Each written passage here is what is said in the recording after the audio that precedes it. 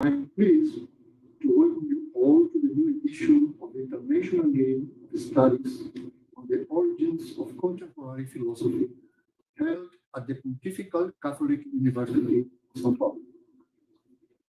This year, the conference follows a hybrid format, mixing online and on-site contributions. The daily schedule for the 5 days of the conference will be as follows.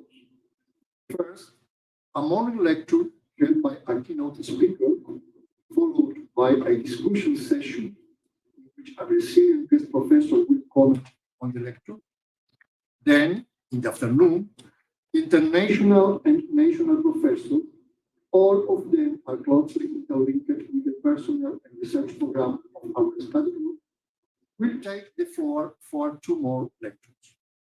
Finally, in the evening, there will be a graduate student and postdoc presentations session.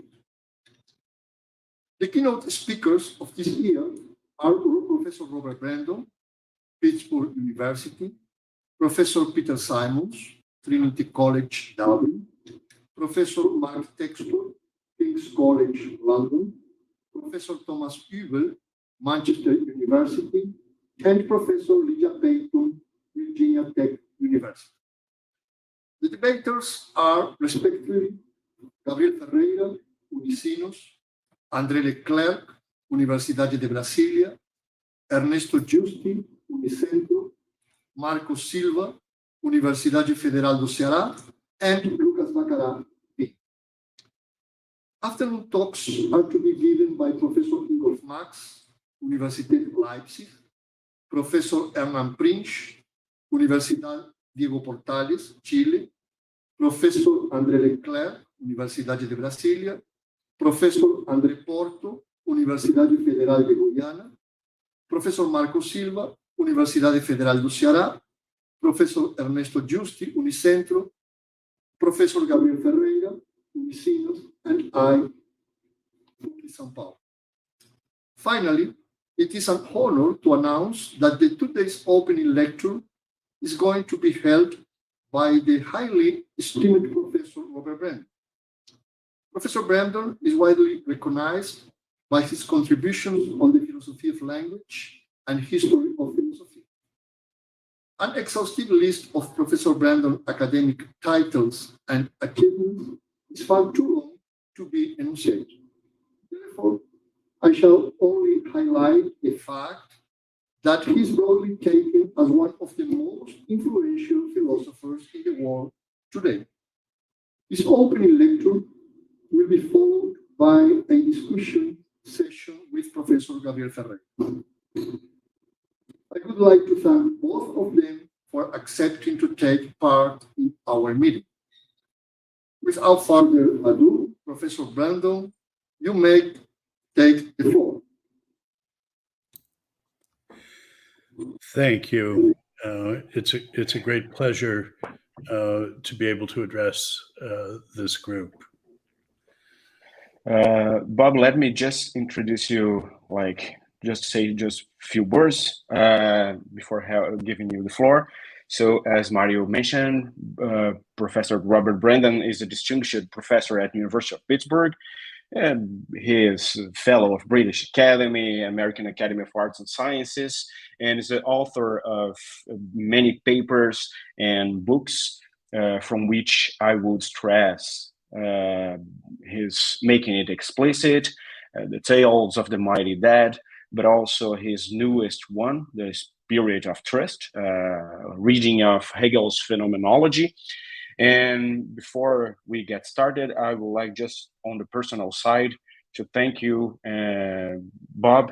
I had the marvelous opportunity to spend a few months in Pittsburgh in a short research stay funded by Fulbright with Professor Brandom. And despite being one of the brightest minds we have out there, Professor Brandom was always one of the biggest examples of kindness and intellectual friendship I've ever seen. So thank you so very much, Brandom, for that and for accepting our invitation. Thank you, Gabriel. It was a pleasure then, and it's a pleasure now. I want to talk about the pragmatist enlightenment. Classical American pragmatism can be viewed as a minor parochial philosophical movement that was theoretically derivative and politically inconsequential. From this point of view, roughly that of Russell and Heidegger, mandarins who spoke for quite different philosophical cultures, it's an American echo in the last part of the 19th century of the British utilitarianism of the first part. What's echoed is a crass shopkeeper's sensibility that sees everything through the reductive lenses of comparative profit and loss. Bentham and Mill had sought a secular basis for moral, political, and social theory in the bluff bourgeois bookkeeping habits of the competitive egoist, for whom the form of a reason for action is an answer to the question, what's in it for me? James and Dewey then show up as adopting this conception of practical reason and extending it to the theoretical sphere of epistemology, semantics, and the philosophy of mind. Rationality in general then appears as instrumental intelligence, a generalized capacity for getting what one wants. From this point of view, the truth is what works. Knowledge is a species of the useful, and the mind and language are tools. The instinctive materialism and anti-intellectualism of uncultivated common sense is given a refined expression in the form of a philosophical theory. Now, the utilitarian project of founding morality on instrumental reason is notoriously subject to serious objections, both in principle and in practice.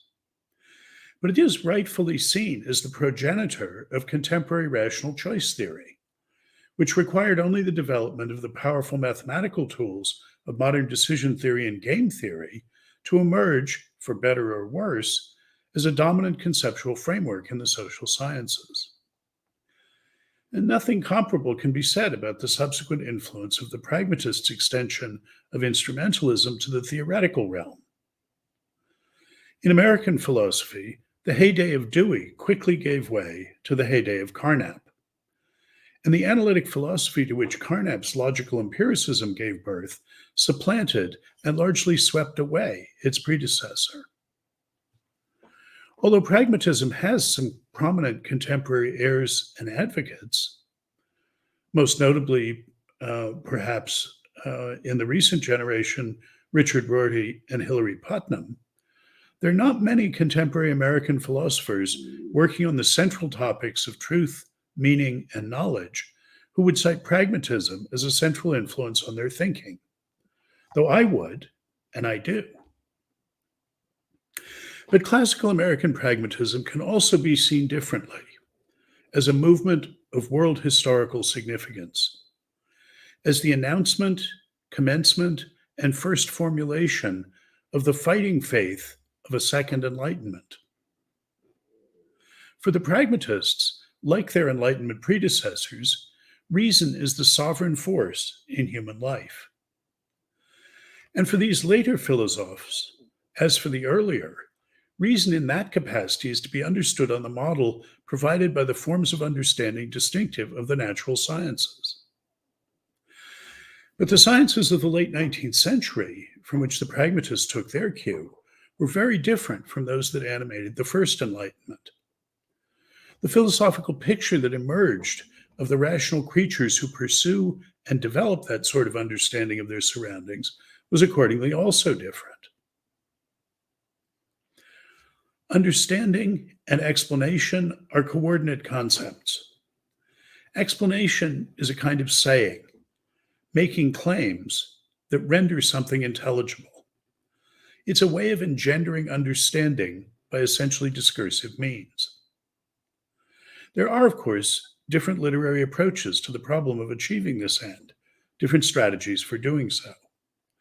But there are also different operative conceptions of what counts as doing it, that is, of what one needs to do to have done it.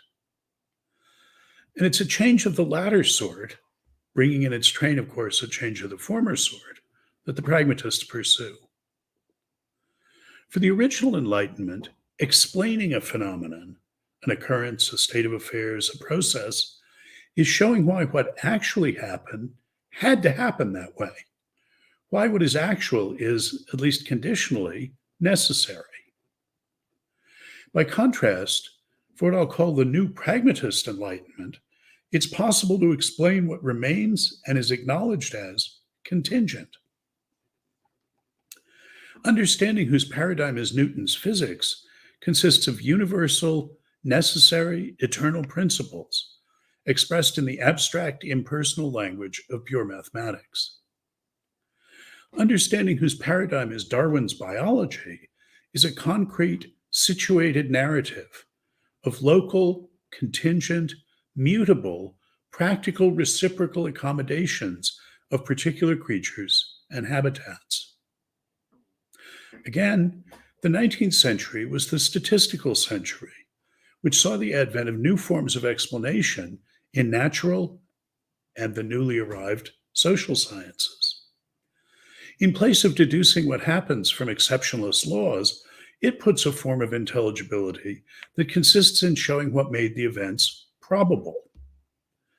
Accounts in terms both of natural selection and of statistical likelihood show how observed order can arise contingently but explicably out of chaos, as the cumulative diachronic and synchronic result, respectively, of individually random occurrences.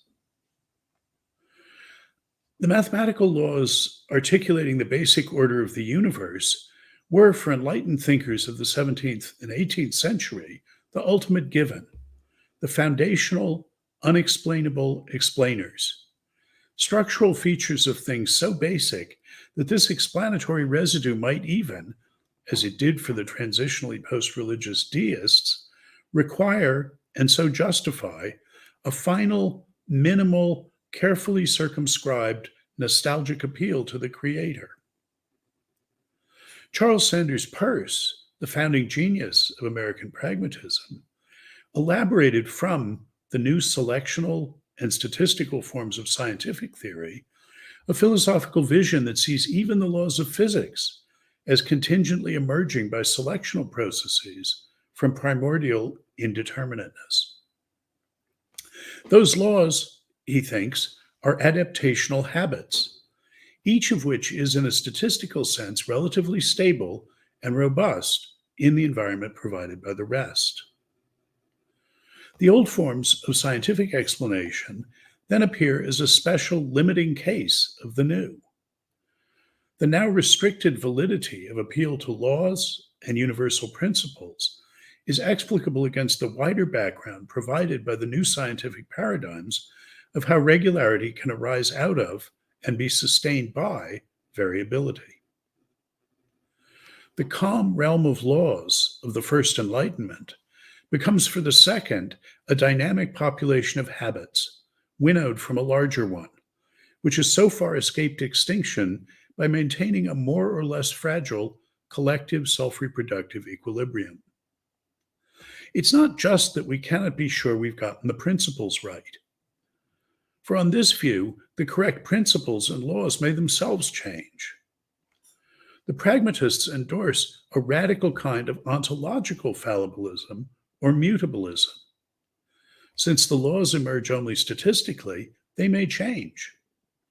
No Darwinian adaptation is final, for the environment it's adapting to may change, indeed must eventually change in response to other emerging Darwinian adaptations.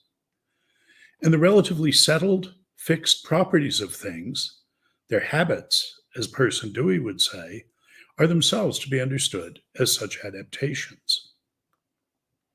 The pragmatists were naturalists, but they saw themselves confronting a new sort of nature, a nature that's fluid, stochastic, with regularities being the statistical product of many particular contingent interactions between things and their ever-changing environments, hence emergent and potentially evanescent, floating statistically on a sea of chaos.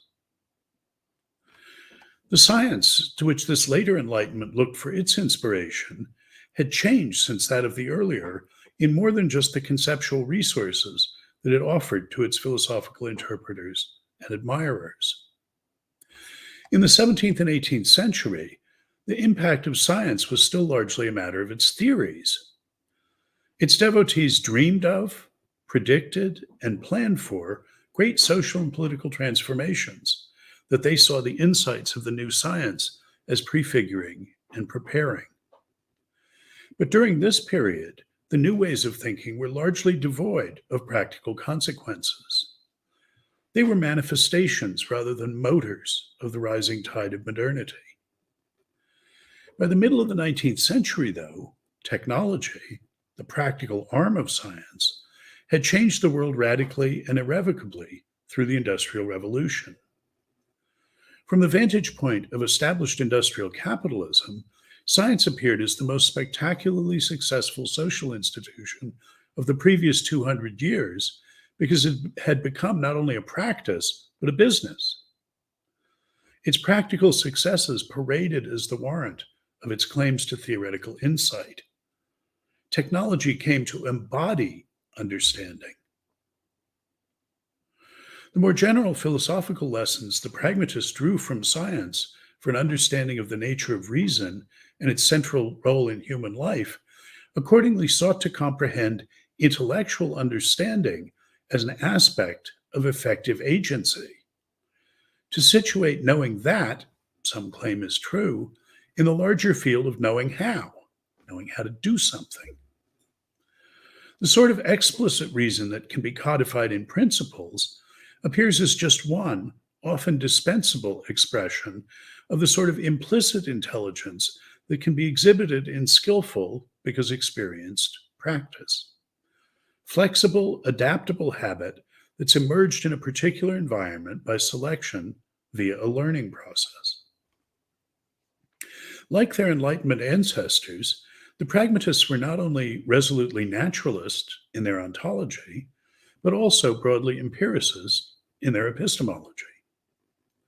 For both groups, in Seller's phrase, science is the measure of all things, of those that they are, and of those that are not, that they are not. And for both groups, science is not just one sort, but the very form of knowing. What it knows not is not knowledge. But in place of the atomistic sensationalist empiricism of the older scientism, which was later rescued and resuscitated by the application of powerful modern mathematical and logical techniques to yield 20th century logical empiricism, in place of that, the pragmatists substituted a more holistic, less reductive, a more practical empiricism. Both varieties give pride of place to experience in explaining the content and rationality of knowledge and agency. But their understandings of that concept of experience are very different, corresponding to the different characters of the science of their times. The older empiricism thought of the unit of experience as self-contained, self-intimating episodes, events that constitute knowings just in virtue of their brute occurrence. These primordial acts of awareness are taken to be available to provide the raw materials that make any sort of learning possible, paradigmatically, by association and abstraction.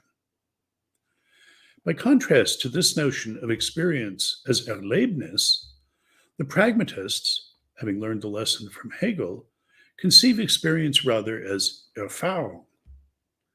For them, the unit of experience is a test-operate, test-exit cycle of perception, action, and further perception of the results of the action. On this model, experience is not an input to the process of learning. Experience is the process of learning. It's the statistical emergence by selection of behavioral variants that survive and become habits insofar as they are, in company with their fellows, adaptive in the environments in which they are successively and successfully exercised. This is the sense of experience, as Dewey says, in which a job ad can specify 3 years of experience necessary. They're not trying to rule out zombies. The rationality of science is best epitomized for the pragmatists, not in the occasion of the theorist's sudden intellectual glimpse of some aspect of the true structure of reality, but in the process by which the skilled practitioner coaxes usable observations by experimental intervention, crafts theories by inferential postulation and extrapolation, and dynamically works out a more or less stable but always evolving accommodation between the provisional results of those two enterprises, the experimental and the theoretical. The distinctive pragmatist shift in imagery for the mind is not from the mirror to the lamp, as it was from the first Enlightenment to Romanticism, but rather from telescope and microscope to the flywheel governor. These new forms of naturalism and empiricism, updated so as to be responsive to the changed character and circumstances of 19th century science, meshed with each other far better than their predecessors had. Early modern philosophers of the first Enlightenment notoriously had trouble fitting human knowledge and agency into its mechanist materialist version of the natural world. A Cartesian chasm opened up between the activity of the theorist, whose understanding consists in the manipulation of algebraic symbolic representings, on the one hand, and what is thereby understood on the other, the extended geometrical world represented by those symbols. Understanding, discovering, and acting on principles exhibited for these philosophers one sort of intelligibility, while matter moving according to eternal, ineluctable laws exhibited quite a different one.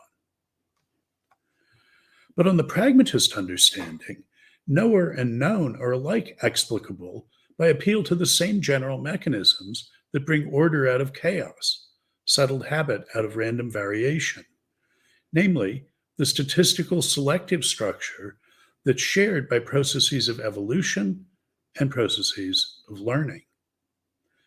That structure, for the pragmatist, ties together all the members of a great continuum of being, stretching from the processes by which physical regularities emerge, through those by which the organic evolves locally and temporarily stable forms, through the learning processes by which the animate acquire locally and temporarily adaptive habits, to the intelligence of the untutored common sense of ordinary language users, and ultimately to the methodology of the scientific theorist, which for the pragmatist is just the explicit, systematic refinement of the implicit, unsystematic, but nonetheless intelligent procedures characteristic of everyday practical life. For the first time, the rational practices embodying the paradigmatic sorts of reason exercised by scientists, understanding natural processes, become visible as continuous with and intelligible in just the same terms as the physical processes paradigmatic of what they understand. This unified vision stands at the center of the pragmatists' second enlightenment. A number of these master ideas of classical American pragmatism evidently echo themes introduced and pursued by earlier Romantic critics of the first Enlightenment. Pragmatism and Romanticism both reject spectator theories of knowledge, according to which the mind knows best when it interferes least and is most passive, merely reflecting the real. Knowledge is seen as an aspect of agency, a kind of doing. Making, not finding, is understood to be the genus of human involvement with the world. The Romantics and the Pragmatists share a suspicion of laws, formulae, principles, and deduction. They think abstract principle is hollow unless rooted in and expressive of concrete practice, and that reality is revealed in the first instance by lived experience in the life world. Scientific practice and the theories it produces cannot be understood apart from their relation to their origin in the skillful attunements of everyday life. Pragmatists and Romantics accordingly agree in rejecting universality as the hallmark of understanding. Essential features of our basic, local, temporary, contextualized cognitive engagements with things are leached out in their occasional universalized products. Both the Romantics and the Pragmatists see necessity as exceptional and as intelligible only against the background of the massive contingency of human life. Both groups emphasize biology over physics and see in the concept of the organic conceptual resources to heal the dualistic wound inflicted by the heedless use of an oversharp distinction between mind and world. Where the European Enlightenment had seen the natural light of reason as universal in the sense of shared or common, so that what one disinterested, selfless scientist could add as a brick to the edifice of knowledge, another could in principle do as well, the pragmatists, looking at the division of labor in what had become a modern industrial economy, saw the enterprise of reason as social in a more genuine, articulated, ecological sense, in which the contributions of individuals are not interchangeable or fungible, but each has a potentially unique contribution to make to the common enterprise, which requires many different sorts of skills, responses, ideas, and assessments, which all collectively serve as the environment in which each adapts and evolves. Here, too, the pragmatists made some common cause with Romantics on some general issues, while offering their own distinctive blend of rationalism, naturalism, and Darwinian statistical scientism as a way of filling in those approaches. Nonetheless, pragmatism is not a kind of romanticism. Though the two movements of thought share an antipathy to Enlightenment intellectualism, pragmatism does not, like romanticism, recoil into the rejection of reason, into the privileging of feeling over thought, intuition over experience, or of art over science. Pragmatism offers a conception of reason that's practical rather than intellectual, expressed in intelligent doings rather than abstract sayings. Flexibility and adaptability are its hallmarks, rather than mastery of unchanging universal principles. It's the reason of Odysseus rather than the reason of Plato. But still, both are thought of as part of the natural world, in the sense in which natural science is acknowledged to have final authority over claims about nature. The pragmatists are also materialists, though theirs is a Darwinian rather than a Newtonian materialism. Evolutionary natural history aside, the biology that inspires the pragmatists is the result of the shift of attention, largely affected in Germany in the first half of the 19th century, from anatomy to physiology, from studying structure to studying function. The climate of German Romanticism may have provided an encouraging environment for this development, but the vitalistic biology that provided their organic metaphors was only a by then embarrassing pre-scientific precursor of the recognizably modern sort of biology pursued in the German laboratories in which William James trained. In fact, Romanticism had almost no direct influence on American pragmatism, another point of contrast with various forms of 19th century materialism in Europe. There was an indirect influence through Hegel's idealism, which was particularly important for Peirce and Dewey, but Hegel's rationalism mattered as much for them as his romanticism. The transcendentalism of Emerson is another conduit for idiosyncratically filtered and transfigured romantic ideas. It was pervasive, though perhaps not dominant, in the Boston milieu in which Charles Peirce, William James, and Oliver Wendell Holmes Jr., who was a pragmatist even though he disavowed the label because he associated it with James' sentimental attempt to find a place for religion in the modern worldview, all those thinkers were first acculturated in the Boston environment, and it clearly affected their thought in complex ways. But the pragmatists thought of themselves as continuing the Enlightenment philosophical tradition of Descartes, Locke, Hume, and Kant, all of whom thought that being a philosopher meant being a philosopher of science, understanding above all what the new science had to teach us, not only about the world, but about us knowers of it and agents in it.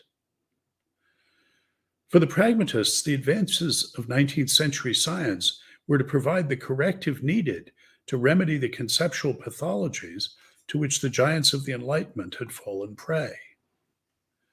Those scientific advances, properly understood, would make it possible to reconcile pragmatism's central rationalist and materialist impulses in an irenic empiricist naturalism.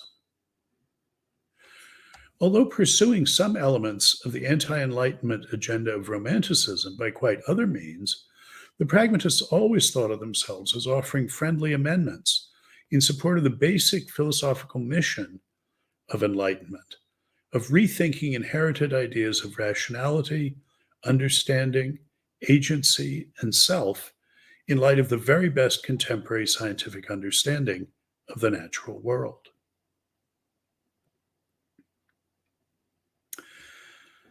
Pragmatism was a distinctively American movement of thought, in ways far more important than its immunity to romantic impulses, however.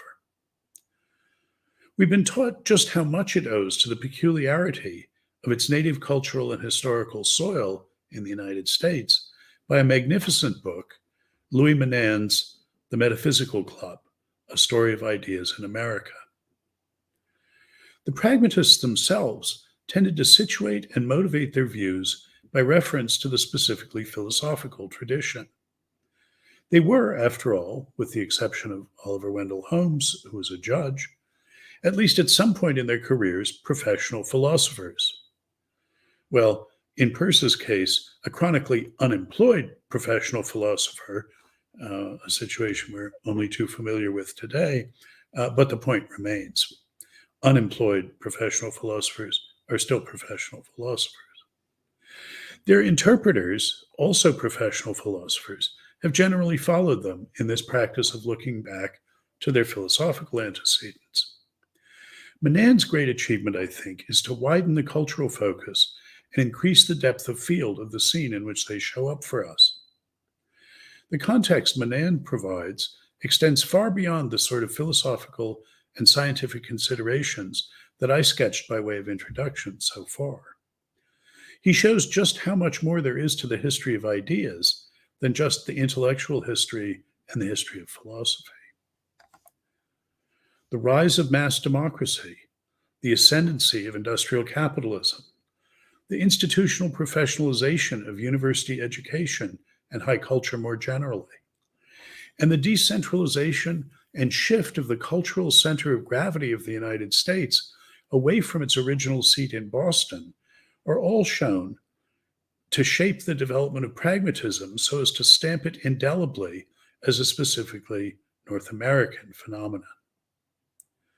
Menand deftly portrays the relations between these grand historical forces and the particularities, peculiarities, and personalities of the idea-empowered pragmatists who are its heroes. A principal limb of his argument concerns the significance of the experience of the American Civil War on the birth and growth of pragmatism.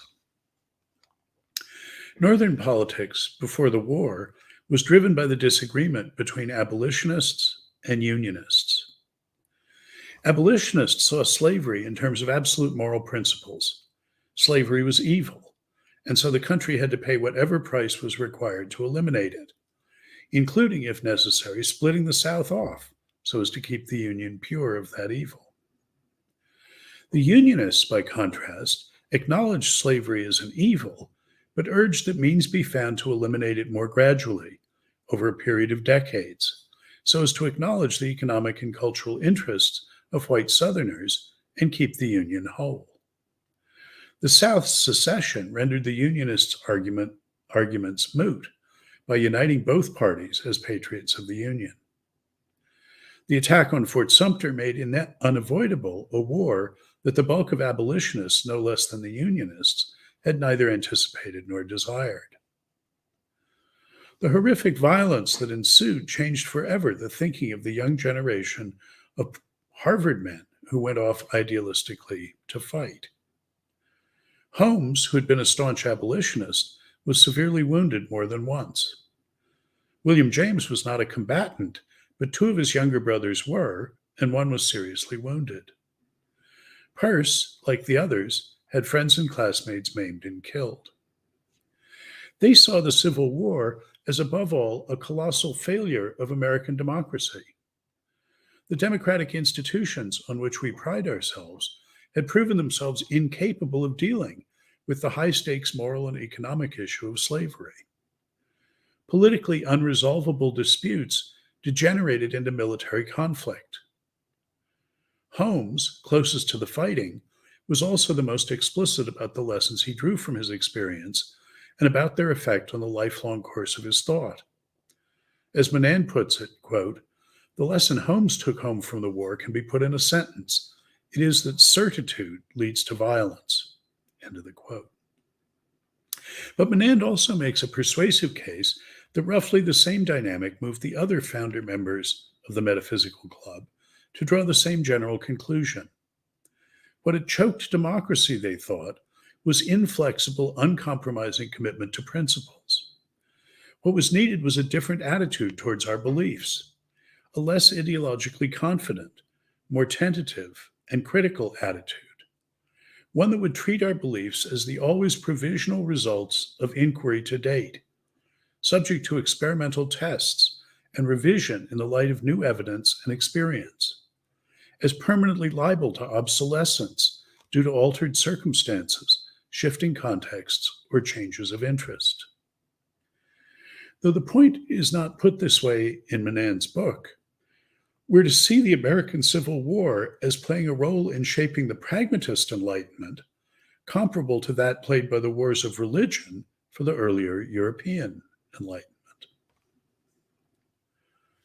Menand makes a cumulatively plausible case for how the climate of ideas in which pragmatism arose was shaped by the experience of passionate political convictions overwhelming democratic institutions and leading with seeming inevitability to the sort of senseless slaughter that Holmes experienced, and by chance survived, at Ball's Bluff, Antietam, and the Bloody Angle of Spotsylvania. But he's not very clear about just what sort of connection he envisages, Menand now, between this historical impetus and the contents of the philosophical theories the pragmatists came to hold.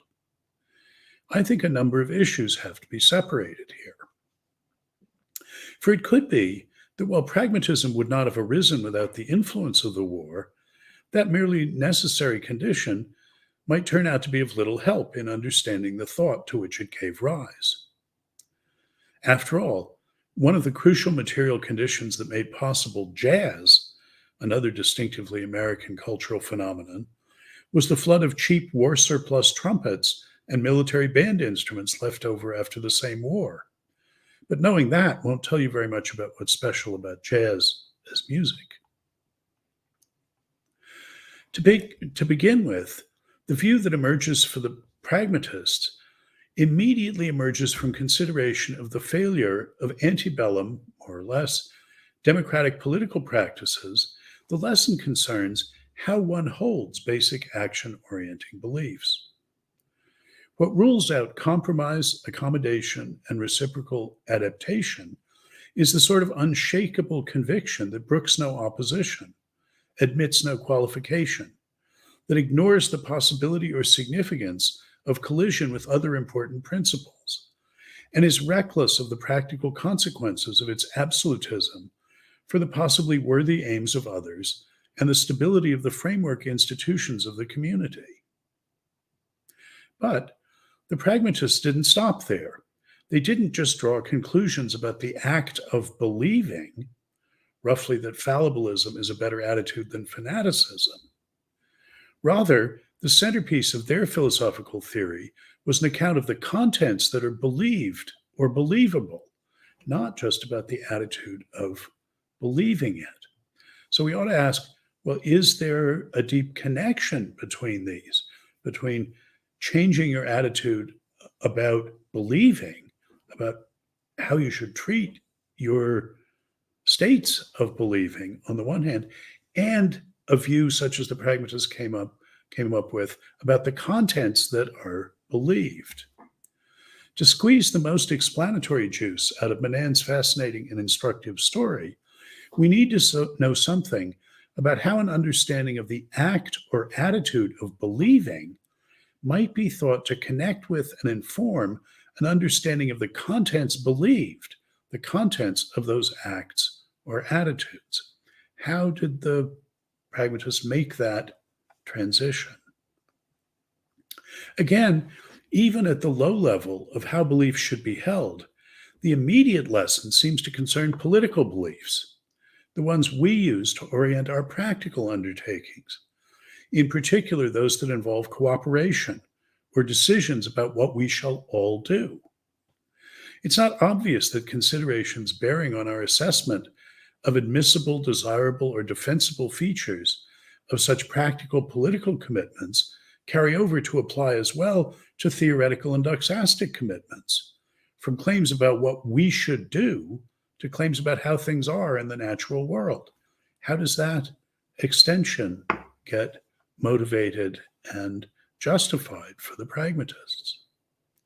If, as Menand persuasively argues, the pragmatists' ideas were in fact motivated by the spectacle of abstract, absolute political principles proving indigestible by democratic institutions and leading to the most violent sort of conflict resolution imaginable, aren't they guilty of illegitimately extending a lesson appropriate to the practical sphere of deciding what we ought to do to the theoretical sphere of deciding what beliefs are true? I mean, there's a challenge to the foundations of the pragmatist thought.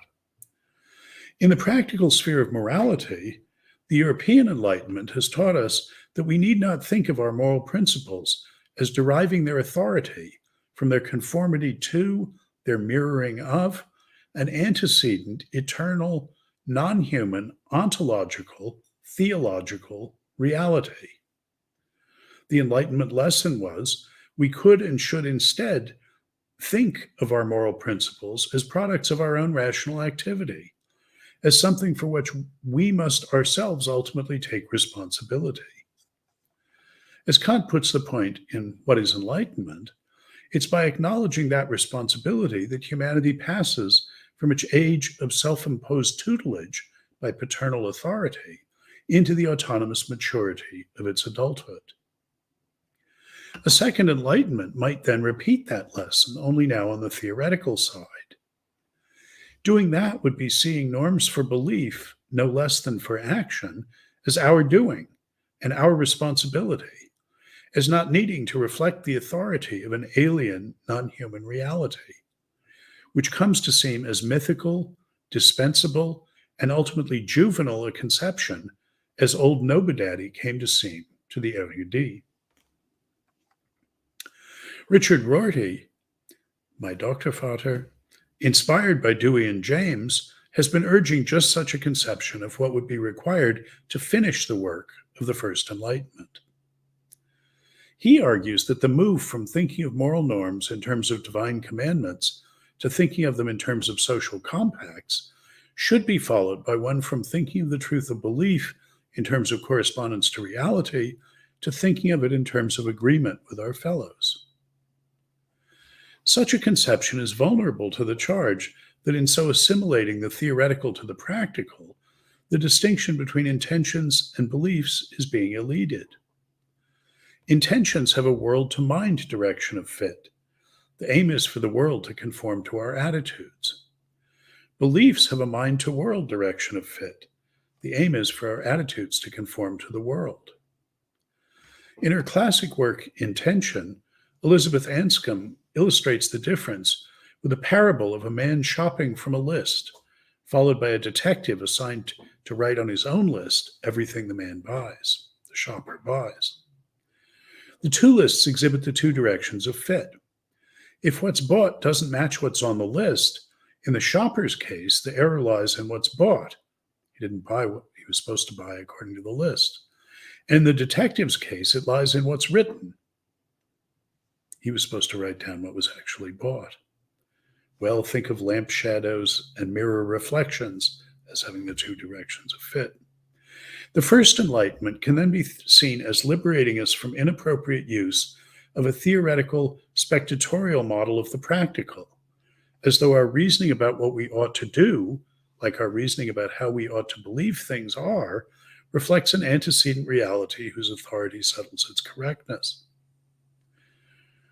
The old picture just used the wrong direction of fit for practical matters. But surely it would be a misunderstanding of this lesson simply to turn the old picture on its head by treating the theoretical as though it had the direction of fit and so the structure of authority and responsibility appropriate to the practical. Some people criticize the pragmatists in just those terms. But I think that that's not right. The pragmatists don't do that. They reject the dualism of a practical sphere with just one direction of fit and a theoretical sphere with just the complementary direction of fit. They start with the idea of a cyclical process of intervening and learning, of perception of an initial situation, action in it, and perception of the results, leading to a new action, including the tweaking of both means and goals, with the loop repeated until it converges or is abandoned, what I referred to earlier as a test operate, test exit cycle. That's what the pragmatists call experience. Talk of belief and intention makes sense for them only as the abstraction of phases or aspects from that essentially cyclical, ongoing sort of learning process that is experience. Our beliefs have practical consequences, and our intentions have theoretical preconditions. In the undertaking of actual inquiries in practical projects, one does not find one direction of fit without the other. At this level, the pragmatists are not modeling the theoretical and the practical, as the tradition had conceived those categories, but reconceptualizing both in terms of ecological adaptational processes of interaction of organism and environment of the sort epitomized by evolution and learning. In contemporary philosophical theories of perception, we're seeing a return to that sort of conception. What about the other charge? That the pragmatists slide from a view about how beliefs should be held, namely tentatively, provisionally, negotiably, to a view about what beliefs are, the view that there's something like coping strategies. That is, that they slide from an attitude, from an insight into the attitude of believing to a claim about the concepts, about the contents believed. Once again, I think, though you can see why this objection is made against the pragmatists, I think it's not appropriate. Once again, the pragmatists, in keeping, I would say, with the Hegelian roots of Peirce's and Dewey's thought, seek to reconceptualize belief and meaning so as to resist a dualism of force and content, of doing and thought, of pragmatics, the study of use of what you're doing in talking or thinking, and semantics, the study of the contents that one thereby manipulates. Their strategy may be thought of as coming in two pieces. First, believing or knowing that things are thus and so, the category of explicit, stateable theoretical attitudes characteristic of us, is to be understood in terms of skillful knowing how to do something. The category of implicit, enactable, practical capacities, characteristic of our intelligent but not rational mammalian cousins and ancestors. Their question is, the pragmatist question is, what do you have to be able to do in order to count as having conceptually contentful beliefs? And their answer will look to the role of those beliefs in practical reasoning, to their capacity to serve as reasons for action. For their second move is to offer a kind of functionalism about the propositional contents of beliefs, that is, to offer an account of meaning in terms of use.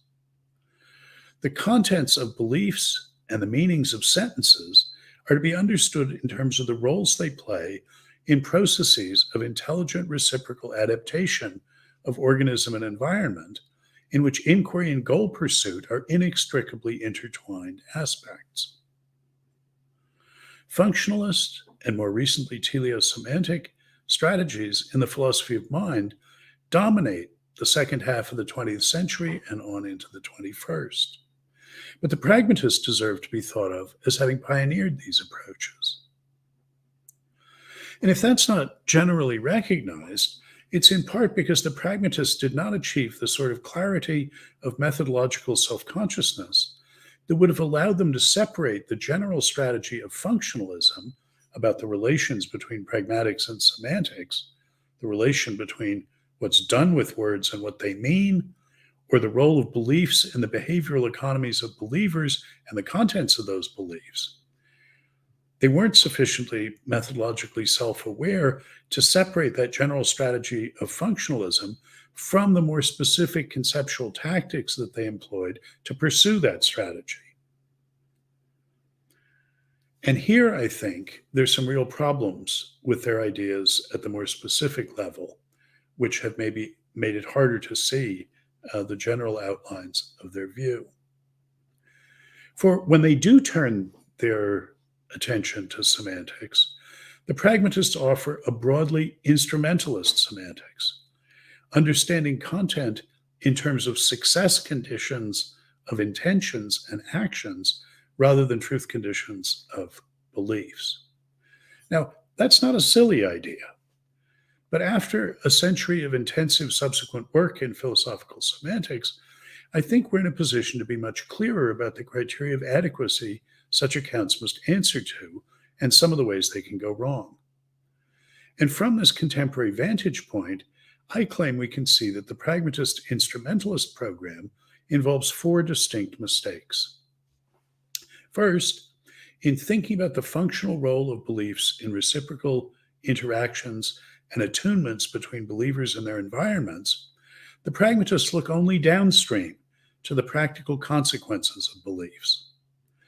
That is to say, they look only at the role of beliefs as premises in practical inferences. They don't also look upstream to the antecedents of belief, to their roles as conclusions of inferences, or as the results of other processes of belief formation. In this regard, the pragmatists simply invert the exclusive emphasis on the origin of belief in experience that's characteristic of the semantics of traditional empiricism. But each of these one-sided, einseitig, Hegelian term, approaches to semantics leaves out the crucial complementary aspect of the functional role of beliefs. For whether one thinks of the role of belief as a node in a network of matter-of-factual causal relations or dispositions, or, as I would recommend, as a node in a network of normative inferential relations, those are the 2 flavors of functionalism, still, functionalism requires that one looks both to antecedents and to consequence, upstream as well as downstream. The meaning conferred on an expression by its role in a language game can be identified with the pair of its circumstances of appropriate application, specifying when it's properly uttered, and its appropriate consequences of application, specifying what properly follows from its utterance. Neither one by itself will do, for sentences can have the same circumstances of application and different consequences of application, or the same consequences of application and different circumstances of application. In either case, they'll have different meanings. As an example of the first kind, we could regiment the use of foresee so that the sentence, "I foresee that I will write a book about Hegel," is appropriately asserted, the belief it expresses is appropriately acquired, in just the same circumstances as the sentence, "I will write a book about Hegel." But those 2 sentences, "I foresee that I'll write a book about Hegel," "I predict that I will," and "I will write a book about Hegel," have different meanings because different things follow from them, as is clear if we think about the very different status of the 2 conditionals. If I will write a book about Hegel, then I will write a book about Hegel. And if I foresee or predict that I will write a book about Hegel, then I will write a book about Hegel. The first, stuttering inference, if I will write a book about Hegel, I will write a book about Hegel, that's as secure as well could be. The truth of the second, if I foresee that I'll write a book about Hegel, then I will write a book about Hegel, depends on how good I am at foreseeing and whether I get hit by a bus. I mean, this example was live for me during the 30 years during which I was writing the Hegel book. To see the second point, notice that one could know what follows from a claim, say that someone is responsible for an action or that an action is immoral or sinful, without for that reason counting as understanding the claims or concepts in question, grasping the meaning of the words, if one knew nothing at all about the circumstances in which it was appropriate to make those claims or apply those concepts. So in the Army, if you go AWOL, off without official leave, you're liable to be thrown into the brig. But you don't understand the concept of going AWOL if all you know is the consequence that you can be thrown in the brig. Empiricist, verificationist, reliabilist, and assertibilist semantic theories are defective because they ignore the consequences of application of expressions in favor of their circumstances of application. But in a complementary way, classical pragmatist semantic theories are defective because they make the complementary mistake of ignoring the circumstances in favor of the consequences. In fact, both are essential to meaning. The second mistake that the pragmatists make is to look only at the role of beliefs in justifying or producing actions.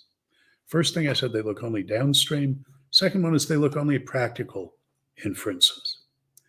But their role in justifying or producing further beliefs is equally important in articulating the content of beliefs. And there's no good reason to think that the latter can be reduced to or fully explained in terms of the former, that their role as premises of inference that have beliefs as conclusions can be reduced without remainder to their role as premises in practical inferences that have intentions or actions as their consequences. Trying to define the contents of internal states just in terms of their relations to outputs to the system is a broadly behaviorist strategy. And one of the things we've learned by chewing these things over in the last 40 years or so is that taking into account also the relations of internal states to each other yields a much more plausible and powerful account.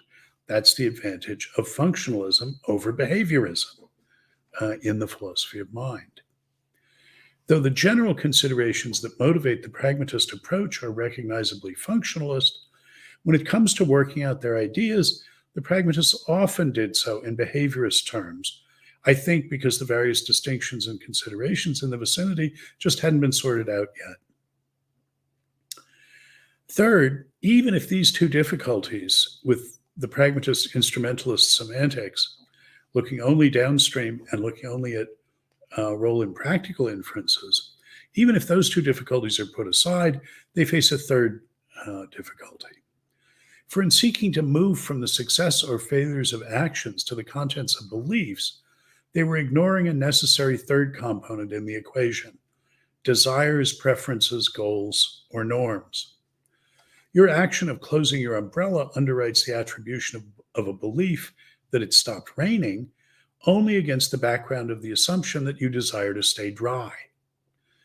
If instead you have the Gene Kelly desire to sing and dance in the rain, the significance of that action for a characterization of the content of your belief will be quite different. And the point is fully general about needing a desire or goal element. What actions beliefs rationalize or produce depends on what desires, aims, or pro-attitudes they're conjoined with. The conditions of the success of our actions depend on what we want just as much as they do on what we believe. Contemporary rational choice theory incorporates this insight. Coupling this fundamental observation with the insight that the semantic contents of beliefs and desires are also and equally up for grabs, contrary to the rational choice approach, which takes these for granted as inputs to the process, is what led Donald Davidson to his sophisticated interpretivist successor, to narrowly pragmatist and behaviorist approaches to semantics. I think it's clear in retrospect that without some such structural emendation, the pragmatist strategy can't work. The fourth problem is intimately connected with the third. For although the pragmatists failed to appreciate the significance of the fact that desires can vary independently of beliefs, they did not simply ignore desires. Rather, they equated the success of actions with the satisfaction of desires, and wanted to attribute to the beliefs that conduce to satisfaction, and hence success, a special desirable property, their successor notion to the classical concept of truth. In their sense, true beliefs were those that conduce to the satisfaction of desires. But the notion of desire and its satisfaction that's required by their explanatory strategy is fatally equivocal. It runs together immediate inclination and conceptually articulated commitment in just the way Wilfrid Sellars criticizes, for beliefs rather than desires, under the rubric, the myth of the given. For on the one hand, desires are thought of as things like itches and thirst. One can tell whether desires in this sense are satisfied just by having them. If one is no longer moved to do something, to scratch, to drink, then the desire is satisfied. If, bracketing the previous point, one could infer from the success of an action in satisfying a desire, in this sense, to the truth of a belief, the pragmatist semantic strategy would be sound. The idea is to make that transition by exploiting the role of beliefs and desires in practical reasoning, in inferences leading to the formation of intentions and the performance of actions. But the desires that, along with beliefs, play a role in rationalizing actions are not like itches and thirst. They have the same sort of conceptually explicit propositional contents that beliefs do. I can't tell just by having raw feels whether my desire that the ball go through the hoop is satisfied. Never mind my desire that the engineering problem have been solved or that the chances of achieving world peace have been increased. For finding out whether desires of that sort have been satisfied just is finding out whether various claims are true, that the ball has gone into the goal, that the engineering problem has been solved, or that the chances of achieving world peace have increased. Satisfaction of the sorts of desires that are elements of reasons for actions gives us no immediate non-conceptual point of entry into the conceptual realm of contents of beliefs and of desires. The only reason to think that explanatory ground is gained by starting with the satisfaction of desires, the success of actions, in attempting to explain the truth of beliefs, that is, the only reason to pursue the instrumental strategy in semantics, is that one has conflated the two sorts of desire, the non-conceptual and the conceptual. For what is needed to make it work is something that is like an itch, in that one can tell whether it's been scratched without needing to decide what's true, and like a conceptually articulated desire, in that it combines inferentially with propositionally contentful beliefs to yield reasons for action. But nothing can do both of those jobs. The traditional early modern conception of experience is that Leibniz also wanted to have it both ways, to be simply present, given, but also to be conceptually articulated, and so able to play the role of a reason for believing something. It's just, yeah. The challenge behind calling givenness is a myth is a question Kant taught us to ask. Does the experience, or whatever, merely incline one dispositionally, or does it justify one in making a claim, providing a reason for drawing a conclusion? The pragmatists didn't give us a story about how to combine those. From our privileged vantage point, a century or more later then, we can see that the pragmatists' instrumentalist semantic strategy for explaining credenda, believables, in terms of agenda, doables, and so their theory of meaning and truth is fundamentally flawed. Of course, that's not to say that they didn't have any good ideas, or they didn't make any progress, or that we don't still have something to learn from them. I think we also know by now that the semantic strategy of the logical empiricism that succeeded pragmatism in American academic philosophy is unworkable, and that its conceptions of meaning and truth are also wrong. The point is that forging from the insights of either a theory that fares better by contemporary standards that were achieved with great effort, in no small part by criticizing those early attempts, will require substantial selection, supplementation, and reconstrual. It's a useful exercise, I think, to divide the pragmatists' motivations and conceptual responses to those motivations into two categories: the large, orienting, strategic commitments and the more local, executive, tactical ones. My criticisms primarily address the latter. That is, I've criticized the more detailed ways in which the pragmatists try to entitle themselves to the more sweeping framework commitments. Those framing commitments, the ones I take it that they seek to entitle themselves to by doing the more detailed work, are, I think, by and large, admirable. Among the large features of thought that I take to be progressive are these. They were Darwinian evolutionary naturalists, aiming to construe the world, us, and our knowledge of the world in the terms made available by the novel explanatory structures characteristic of the best science of their time.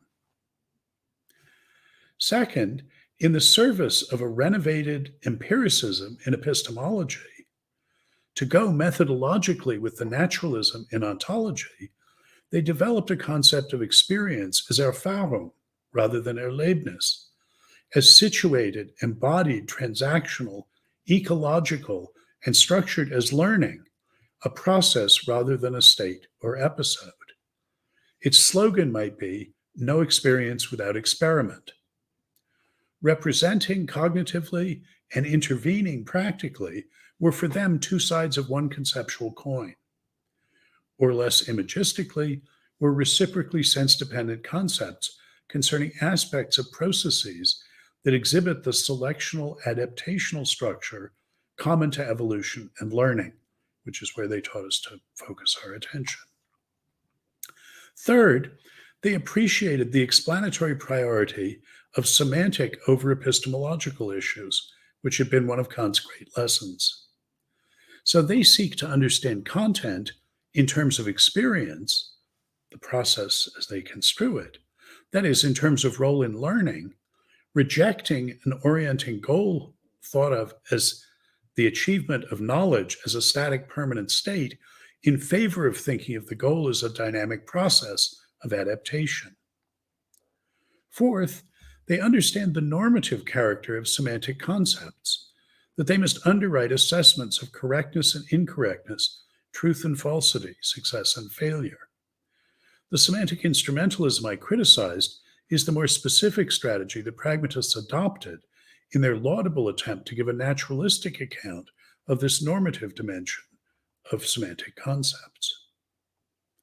Fifth, in semantics, they tried to develop non-magical, indeed scientific theories of content, by contrast to idea theories, which are constructively responsive to skeptical worries about the success of ideas' reference to things in the world, but not about its purport.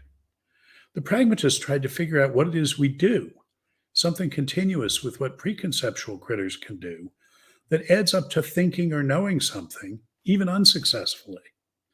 And they were broadly functionalists in thinking about the contents of concepts that articulate intentional states, looking to the role the contentful states play in the whole synchronic developing behavioral economy of an organism in order to understand the concepts they involve. Sixth, while reasoning and the sort of intelligence that ultimately issues in scientific theories and technologies are given pride of place in their picture of us, the pragmatists moved decisively beyond the intellectualism and Platonism that had plagued the first Enlightenment by privileging practical knowing how over theoretical knowing that in their order of explanation.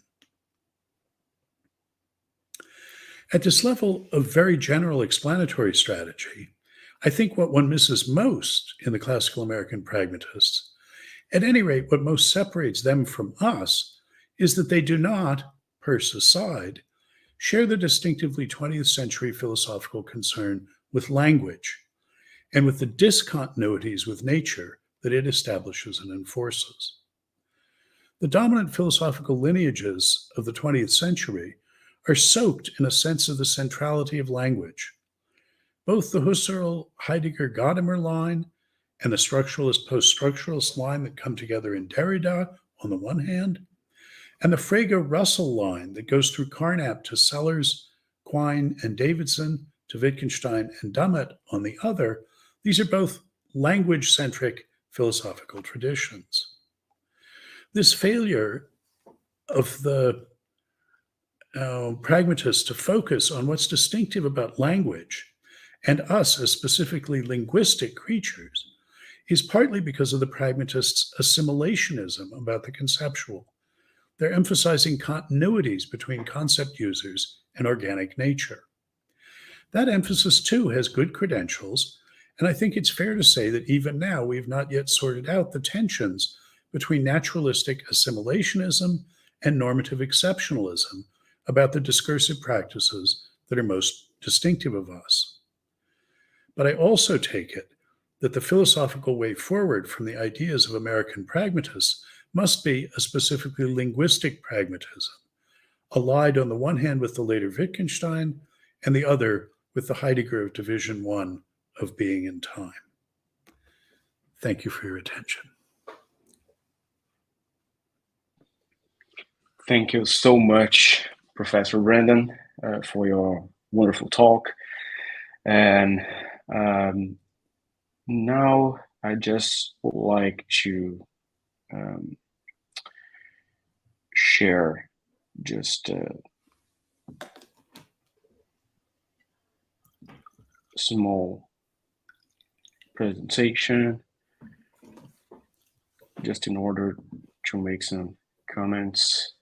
And let me ask if Bruno, I'm uploading once again, so it's soon appearing for you. Okay, here we go. Great. So once again, Professor Brandon, thank you so very much. And actually, I have really like few comments and only 3 questions, because I would like to listen from our audience as well. But I have 3 questions going from the most general aspect to the most specific, because I think your talk delivers so many layers and so many aspects that will be impossible to unfold it properly here. So I'll try to grasp 3 aspects and different generality levels. So can you see my presentations, Brenda? Yeah, okay. So the first point, it's regarding the very axis of your presentation, which is that wide perspective of the American pragmatism as a second enlightenment. It could be compared to the first one in at least 2 aspects. Firstly, it could be seen, as you say, as a movement of world historical significance. For the pragmatists, like their Enlightenment predecessors, reason is the sovereign force in human life, end quote. In fact, in a letter to his brother Henry, William James claimed that pragmatism had the potential to be such a movement of world historical significance that it could be compared to the Protestant Reformation. The question here is very straightforward. The first Enlightenment, as well as its notion of rationality, have a scientific, historical, ethical, and social legacy, which, for the good or for the bad, still is object of analysis, criticism, defenses, and so on. So, for you, as the first question, what are the main points of that second Enlightenment's legacy in its scientific, historical, but also in his ethical and social dimensions. So that's the first one. Would you prefer that I present the three, all of them? Easier for me if I address them as we go. Will that put It's you up to off you. your stride, or shall we do that? Look, I think I gestured at some of the reconceptualizations of scientific methodology that I think we get from the pragmatists. And this is something that Peirce was particularly concerned with. But I think for looking at the historical, ethical, social, and political dimensions, consequences that, as you say, the first Enlightenment did, that's the constellation of concerns we've come to call modernity, that Hegel was the first philosophical theorist to see that there wasn't just an intellectual enlightenment, that there were social and political, economic changes that went along with this. Well, what could we say about pragmatism, where it did not have the titanic social consequences and accompaniments of the first Enlightenment. It has the prospect of that. And I think Dewey is the theorist of that. Dewey's the one who drew a straight line from the distinctive pragmatist way of combining empiricism and naturalism, what the Vienna Circle never quite managed to do. It's two wings divided over the question of what happens when your empiricism collides with your naturalism. Schlick said, well, then you should hold on to the empiricism. Neurath said you should hold on to the naturalism. And Carnap desperately tried to keep these two wings of the Vienna Circle from flying away from each other in combining their naturalism and empiricism.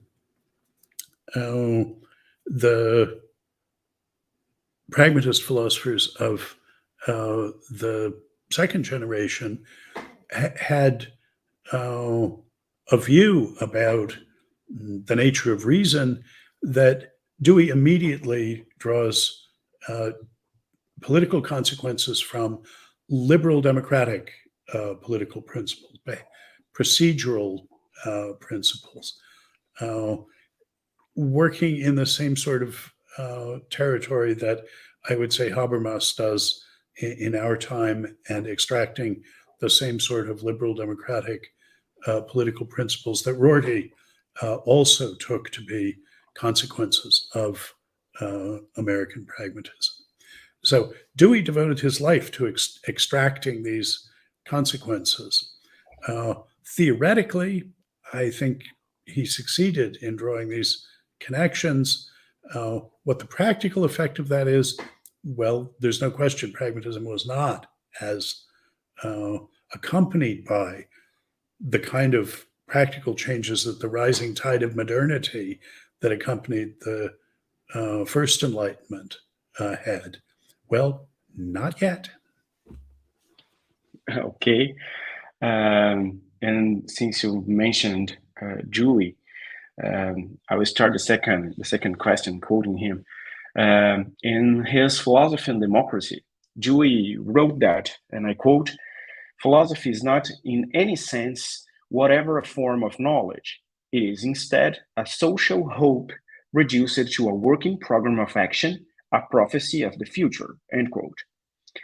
What emerges from it regarding the nature and scope of philosophy seems to be both an accurate rendition of the pragmatist approach and, Dewey himself says, a program. That seems to be a very good summary of both for Hardy, Richard Hardy too, who in his paper, A Pragmatist View of Contemporary Analytic Philosophy, seems to overcome almost every dichotomy in philosophy, realism and anti-realism, subject-object, for instance, as one of the main contributions derived from pragmatism. In support of his claim, he points to his favorite philosophers of language, namely Donald Davidson and Robert Brandom, and states that, and I quote, I'm quoting Hardy, if one adopts a non-representationalist view of thought and language, one will move away from Kant in directions of Hegel's historicism. And historicism has no use for the idea that there are recurrent philosophical problems that philosophers have employed various methods to solve. This description of the history of philosophy should, I think, be replaced by an account on which philosophers, like other intellectuals, make imaginative suggestions for a redescription of the human situation. They offer new ways of talking about our hopes and fears, our ambitions, and our prospects. Philosophical progress is thus not a matter of problems being solved, but of descriptions being improved. End quote. So, do you think that such a vision about the role and place of philosophy in our culture really follows from the pragmatist program, and therefore that's the pragmatism answer to our two cultures, like C.P. Snow mentioned, or one could say that's the pragmatist answer for our Naturwissenschaften versus Geisteswissenschaften quarrel, which is still ours.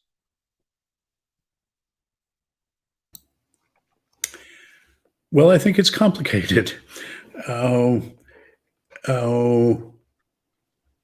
Rorty admires Dewey's overcoming of dichotomies, overcoming of dualisms.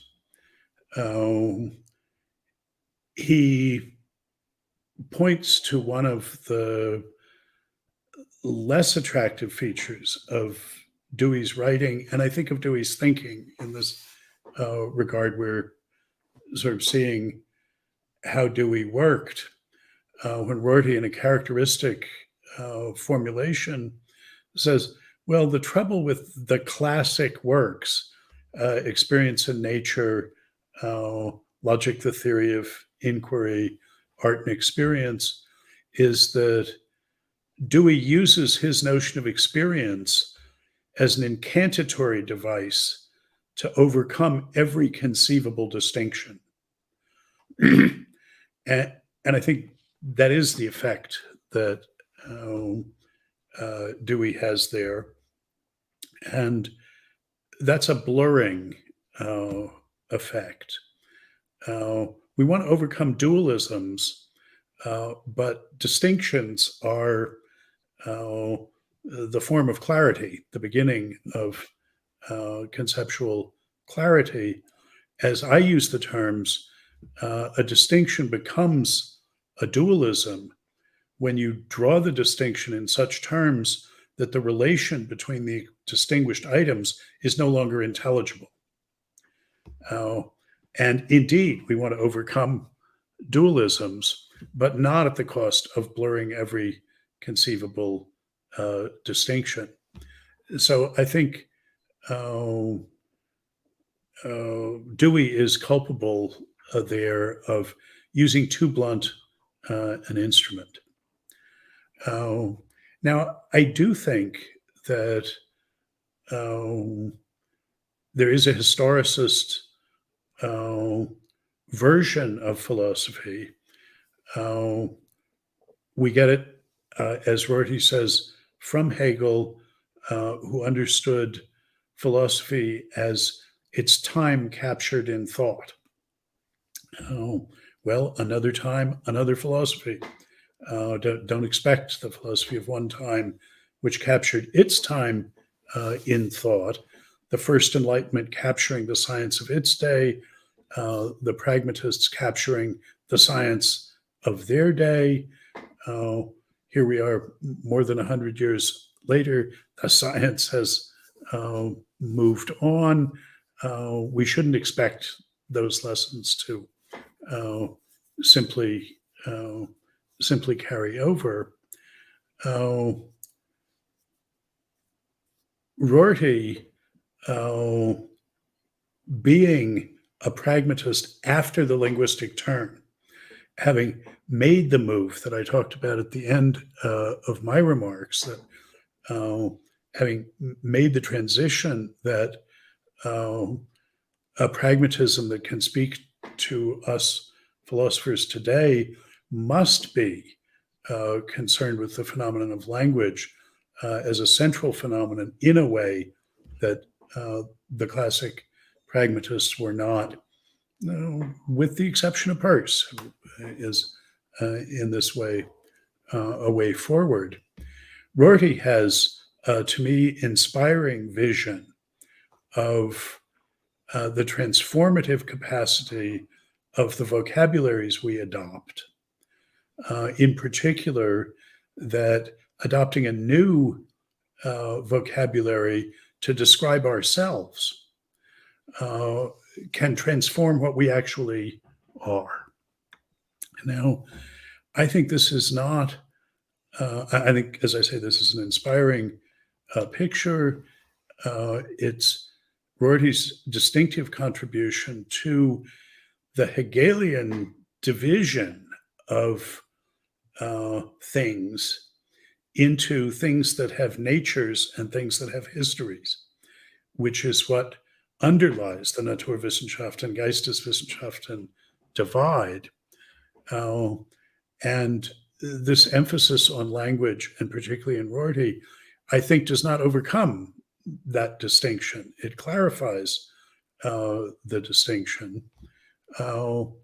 We beings who live and move and have our being in the normative space of reasons articulated by the vocabularies of our times are subject to a kind of transformation that things that merely have natures, electrons and genes and so on, are not, in that what we are really in ourselves depends on how we describe ourselves, how we understand ourselves.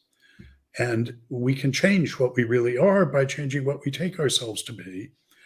Not magically, we can't just make ourselves into whatever we take ourselves to be, but because it's an essential feature of what creatures like us really are, how we understand ourselves individually and collectively. Any change, any redescription, any change in that vocabulary inevitably changes in some way what we really are, maybe in unpredictable and unfortunate ways, but they do. And so one of the things that, one of the tasks of philosophy is to understand creatures like that. And in particular, to offer, as Rorty thinks strong poets do as well, new vocabularies for redescription, which amounts to new possibilities for human being. And thinking of philosophers as having that transformative task by crafting new candidate vocabularies to describe ourselves with, that's a very different task than adding bricks of knowledge to the edifice. It's not a kind of knowledge, your Dewey quote started. It's doing something else. It's a process. And I think Rorty takes Dewey's thought and usefully develops it with his view of transformative descriptive vocabularies and redescription. So great. So just a collateral question. So as a consequence, for instance, Windelband's view of history of philosophy as a Problemgeschichte is also flawed.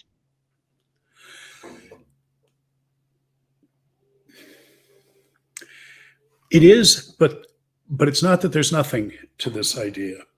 That is, where Hegel and Rorty part company in this regard is that Hegel thinks that though the owl of Minerva flies only at dusk, we only understand things retrospectively.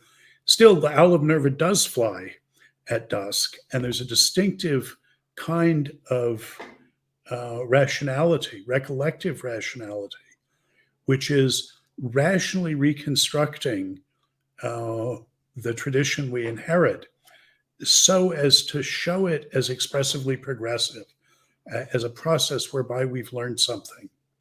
And seeing the history of problems in philosophy can be a legitimate form of recollection of expressive progress.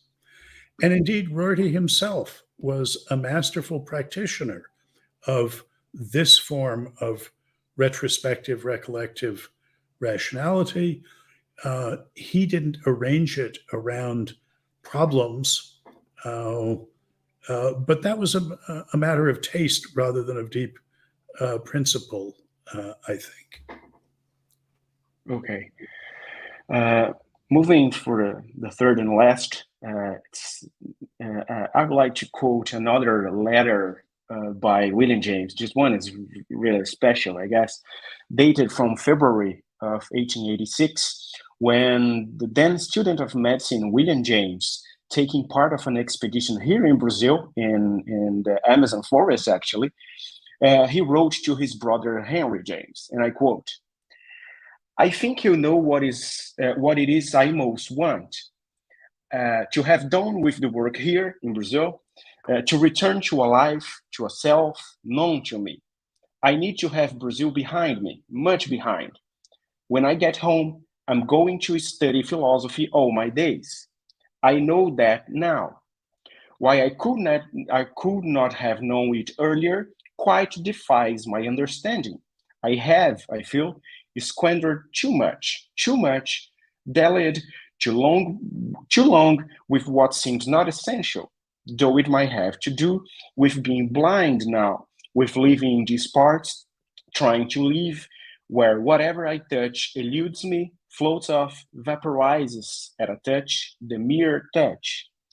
In the next letter, I'll send you the photographic portrait taken of me, wearing a trimmer beard, the little round dark glasses, and the hat, your favorite hat, at, I dare say, a quite dramatic angle. Just for an imagetic, that's the picture. That's the portrait William James took in Brazil in a very dramatic angle, right? So here I think the quotation doesn't need too much further explanation. And not just because sometimes even us would like to have Brazil behind us, but because it seems to be a great example of, as you said, a situated, embodied, transactional, and structured as a learning Erfahrung. Instead of a mere Erlebnis. And such Erfahrung seems to instantiate precisely the third and fourth problems you have pointed out with pragmatist semantics concerning the relations between desires and beliefs. However, at the same time, James' account of his experience has something more that he can thematize, it seems to me. Something that defies his understanding, as he says, and something that he can only talk about through images and metaphors, being blind, things vaporizing at a touch, and so on. Well, you conclude your talk mentioning that a way for a linguistic pragmatism would be one from the division of Heidegger's, division one of Heidegger's being in time. It reminded me your analysis of Heidegger's approach to Rede, discourse, in the Tales of the Mighty Dead, where you stress the importance of thematization for Heidegger's conception of Dasein. In fact, you sum up Heidegger's view of Dasein as the entity that thematizes. Well, but, and here's my question, but is every instance of disclosedness, Erschlossenheit, thematizable in a discourse? In other words, every thematization of our experiences are understandable through the same semantic structure, like James' experience in Brazil of things, his beliefs and desires concerning his own history from that point on, or even Dasein's anxiety. I mean, or do you think we need another kind of semantics or approach to some different type of phenomena, like James' experience or Dasein's anxiety and so on? Well, good. A deep and open-ended, richly open-ended question. I think the Council of Wisdom is let 100 vocabularies flourish, let 100 vocabularies contend. I think the notion of something that is in principle unsayable, unthematizable, that cannot be made explicit, is an incoherent notion. On the other hand, that's a limit. That's a limit notion. The idea of a discourse that makes everything explicit, that thematizes everything that needs to be for this discourse to function, I think that's a fantasy as well. We're always working at the rock face, trying to make explicit what is implicit. That is in our discursive practices. That's something like the basic philosophical calling, is to make explicit what is implicit in doing what we do, being the kind of beings that we do.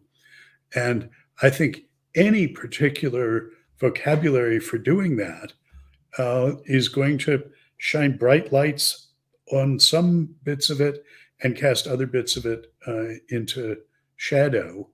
And that the reason that's not a tragic failure is we can always make up new vocabularies. Every strong poet, every creative philosopher, that's what they're doing. This was, I think, one of the strands of thought that takes Heidegger from being in time into his later work, is thinking about this protean capacity to produce new vocabularies to describe us in. And what I was lamenting in the last part of my paper was that this issue, the classical pragmatists are not going to help us with. They did not, anyway, James and Dewey, who were most worried, most concerned with the consequences for philosophy of mind, for social, ethical, and political consequences, did not, as Peirce had, keep language at the center of their concerns, and did not have this maybe ultimately romantic picture of the transformative capacity of adopting new vocabularies. But I think that thematizing that process is one of the great philosophical tasks of our time. Great. Thank you so much, Bob. Thank you. Bruno, I think we can open for the audience questions, either online or Yes. over there. So we'll now open our question session.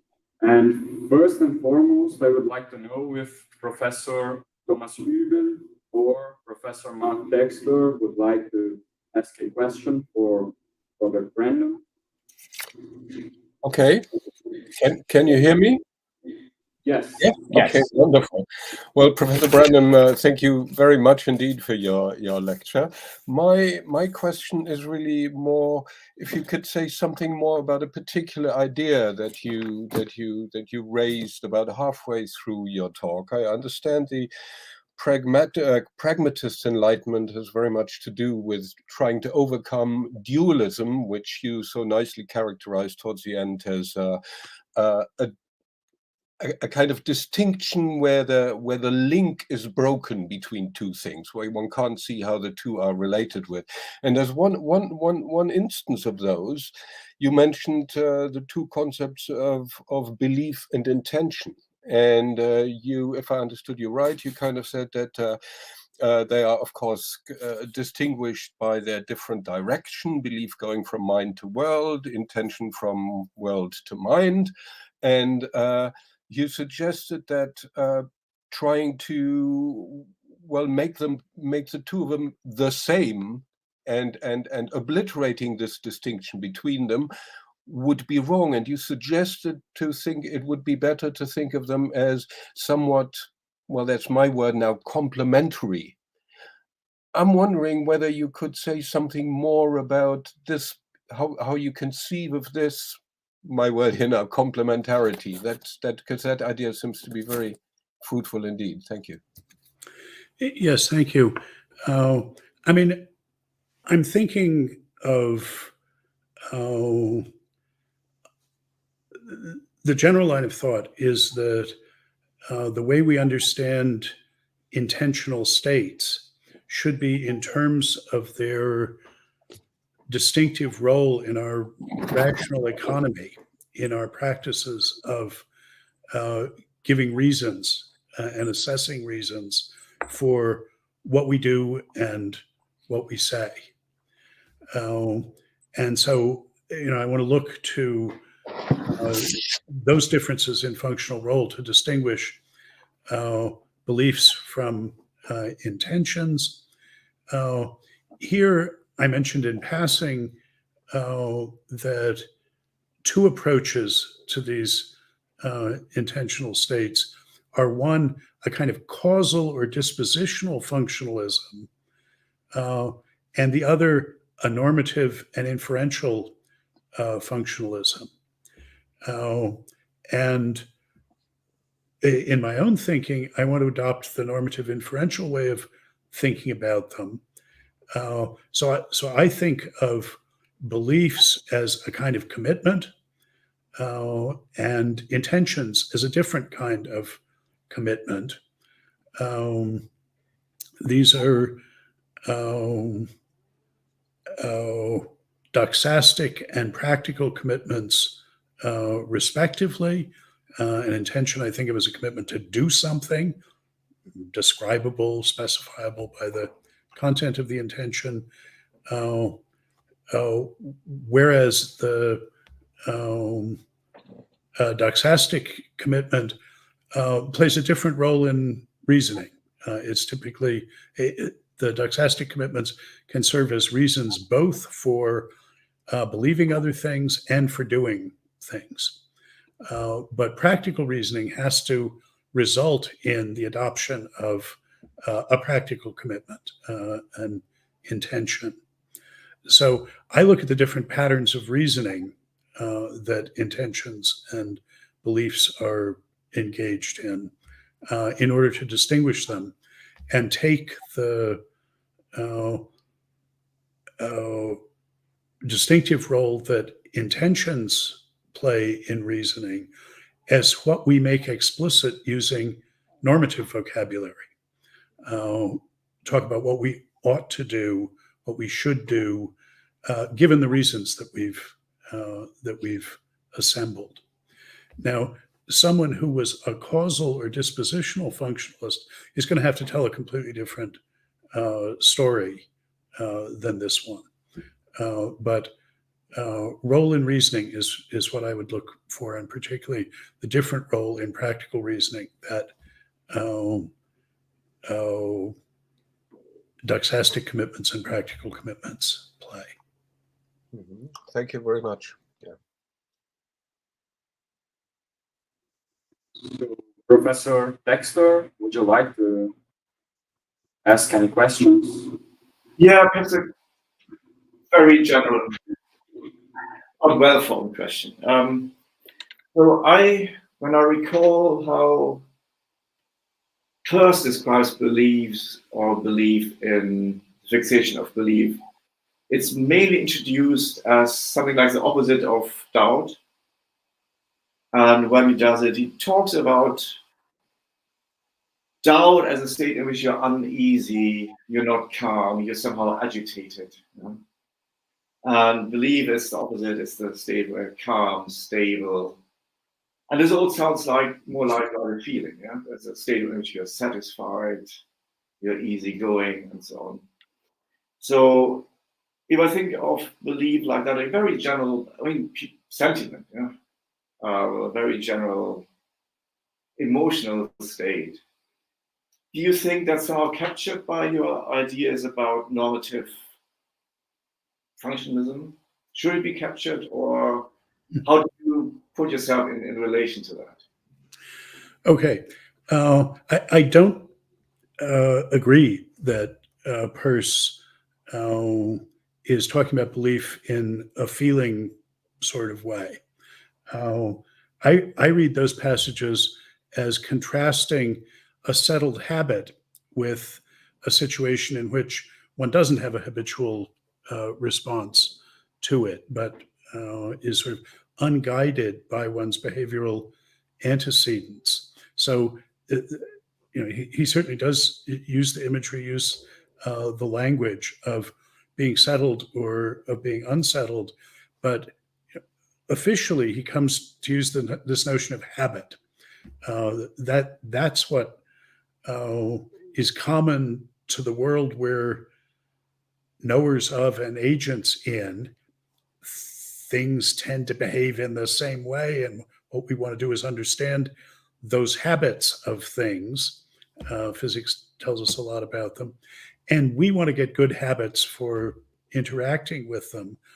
And what's he's talking about in terms of comfort is when we have a response. The habit is such a, oh, well, with that stimulus, this is the response I'm accustomed to giving. I am at home, zu Hause, yes, comfortable in this response, as opposed to one where I'm torn or simply have no immediate response to it. So I think it's a behavioral issue rather than a matter of feeling. I said a few words about in the compare and contrast with romanticism, and where the romantics wanted to replace the notion of the Enlightenment notion of representation with a notion of expression, but in Herder's say it's expression of feeling that they had. You can think of the American pragmatists as also having a notion of expression, but it's not feeling that's expressed, it's habits that can be made explicit in the form of principles or are expressed in our confident knowing how to go on. Those habits are what are common to know how, knowing how just is, being able, having a good ability, a habitus, as opposed to knowing that explicitly codifies those habits. So I would say expression, yes, but not expression of feeling, expression of habit. It's a more down-to-earth practical notion. And the touchy-feely aspects, even even James and Dewey, I think that's much less important than the habit notion. They're both more touchy-feely than Peirce is, to be sure. Can I come back on that quickly?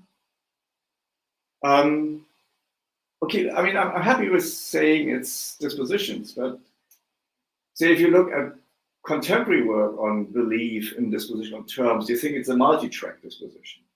And that seems to be very plausible. So you don't want just, behavioral responses, but there's a whole bunch of things which come together in one package, and they can be intellectual moves you make, but also feelings. And you don't want, I mean, I think there's, for me, still a gap that you say, well, it looks like a multi-track disposition, but one part of this is especially important is the real bit. And I would like to know more about that. Yeah, I mean, it's true. I don't see the emotive feeling side, the sort of aura, as fundamental for them at all. That the sense in which a lot of different things have to come together in one package is that there are lots of trains of practical reasoning that my belief that water is wet could play a role in, and there might be some of them that I'm sort of much more confident about the practical reasoning in the vicinity, and others where I'm much less. But there's the belief is a node in this vast structure of practical reasoning that only some of which is activated at any particular time. But it is the nets of reasoning that matter. It's deliberation about what to believe or what to do, or assessments of somebody else's belief or doing or their reasoning. I mean, they have a naturalistic, sort of down-to-earth notion of what reasoning consists in, but so it's a sort of natural historical conception of reasoning, but that's what's at the center. And I think the emotional aura that goes with that, that's epiphenomenal for them. I mean, when Dewey talks about this, is well, things like moods can affect the way one addresses problem solving and so on. It comes very late in his story.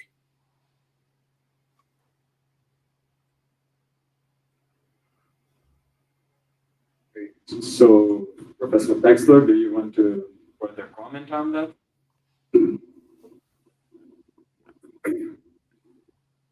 I think other people. I mean, I mean, it's the, Okay. that's the other people. Yeah, great. So, anyone watching us here, the public audience, would like to comment and ask questions to Professor Brandom?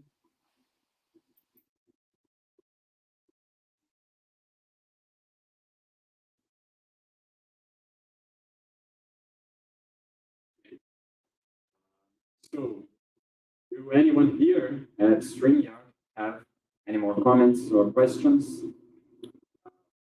Professor Gabriel, Professor Übel?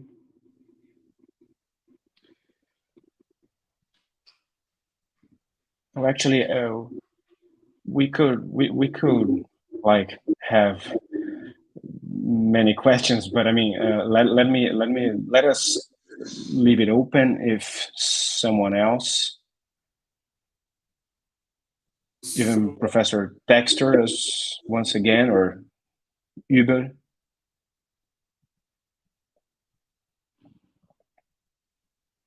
if no one has any, let me say another thing.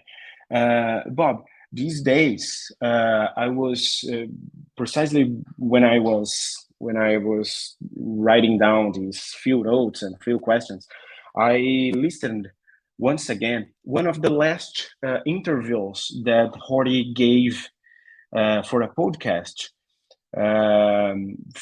made by a Stanford professor.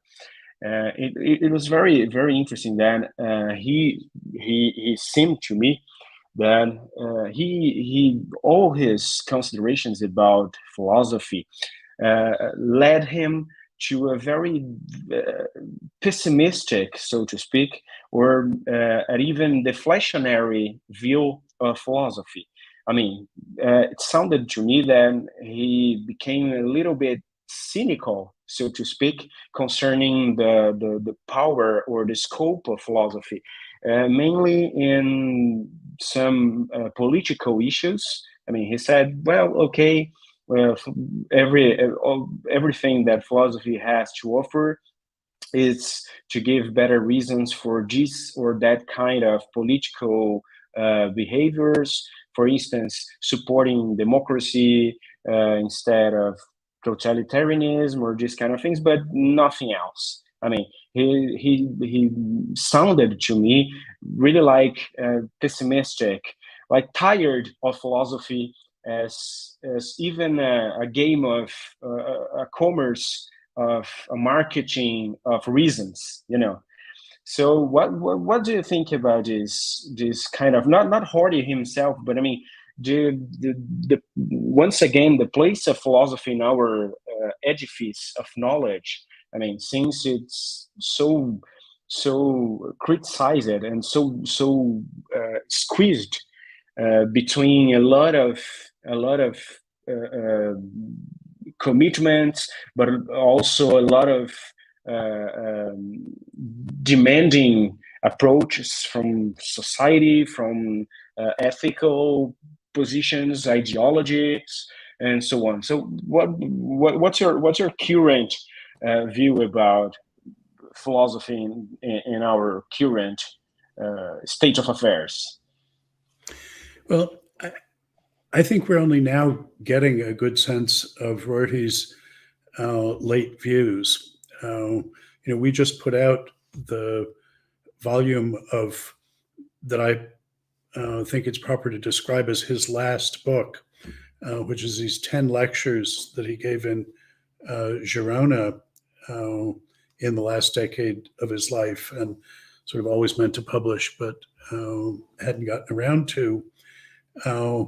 And in my preface to that edition of Pragmatism as Anti-Authoritarianism was the title he gave to it. And then again in my recent Spinoza lectures on Rorty, where I'm looking at his late political arguments against representationalism in semantics, where what I think was always a political strand in his thought, thinking about relations of authority and responsibility, and seeing reasons through the lens of structures of authority and responsibility. And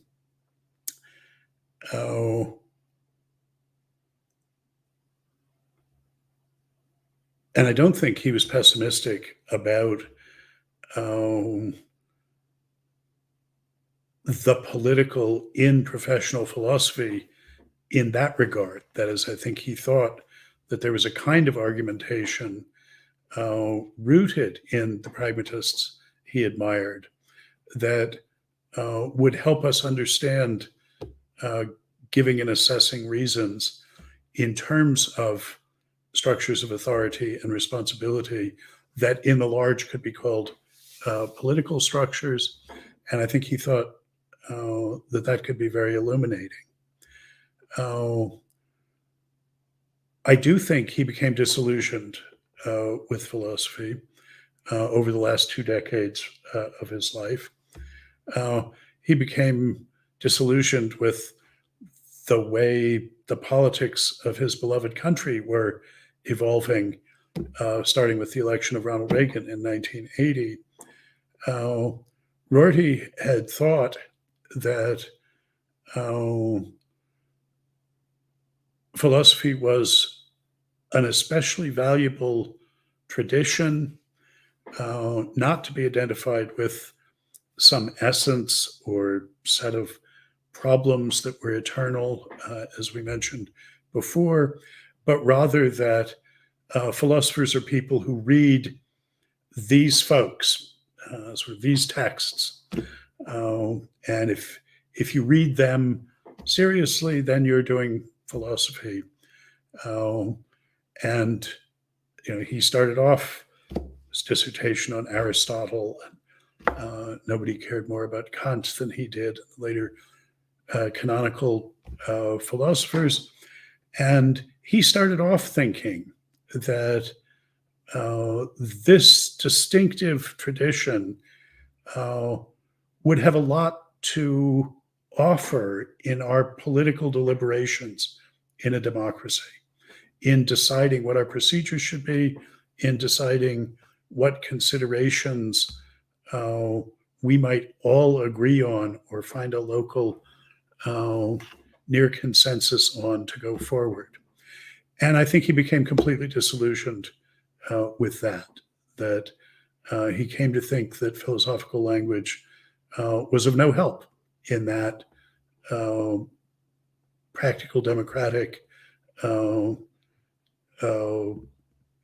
arena.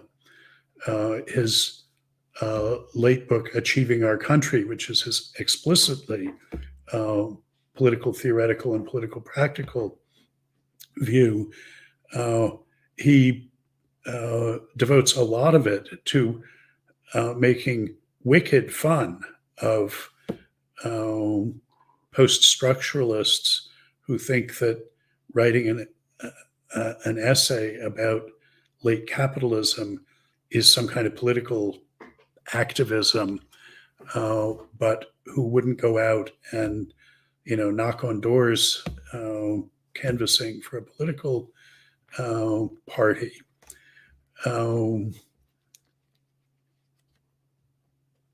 In particular, what I think ties together the early view and the later view is though he and his good friend Habermas agreed in their politics to a great extent, Rorty parroted his own view, saying he was a bourgeois postmodern liberal, and there's a version of that phrase that Habermas would embrace.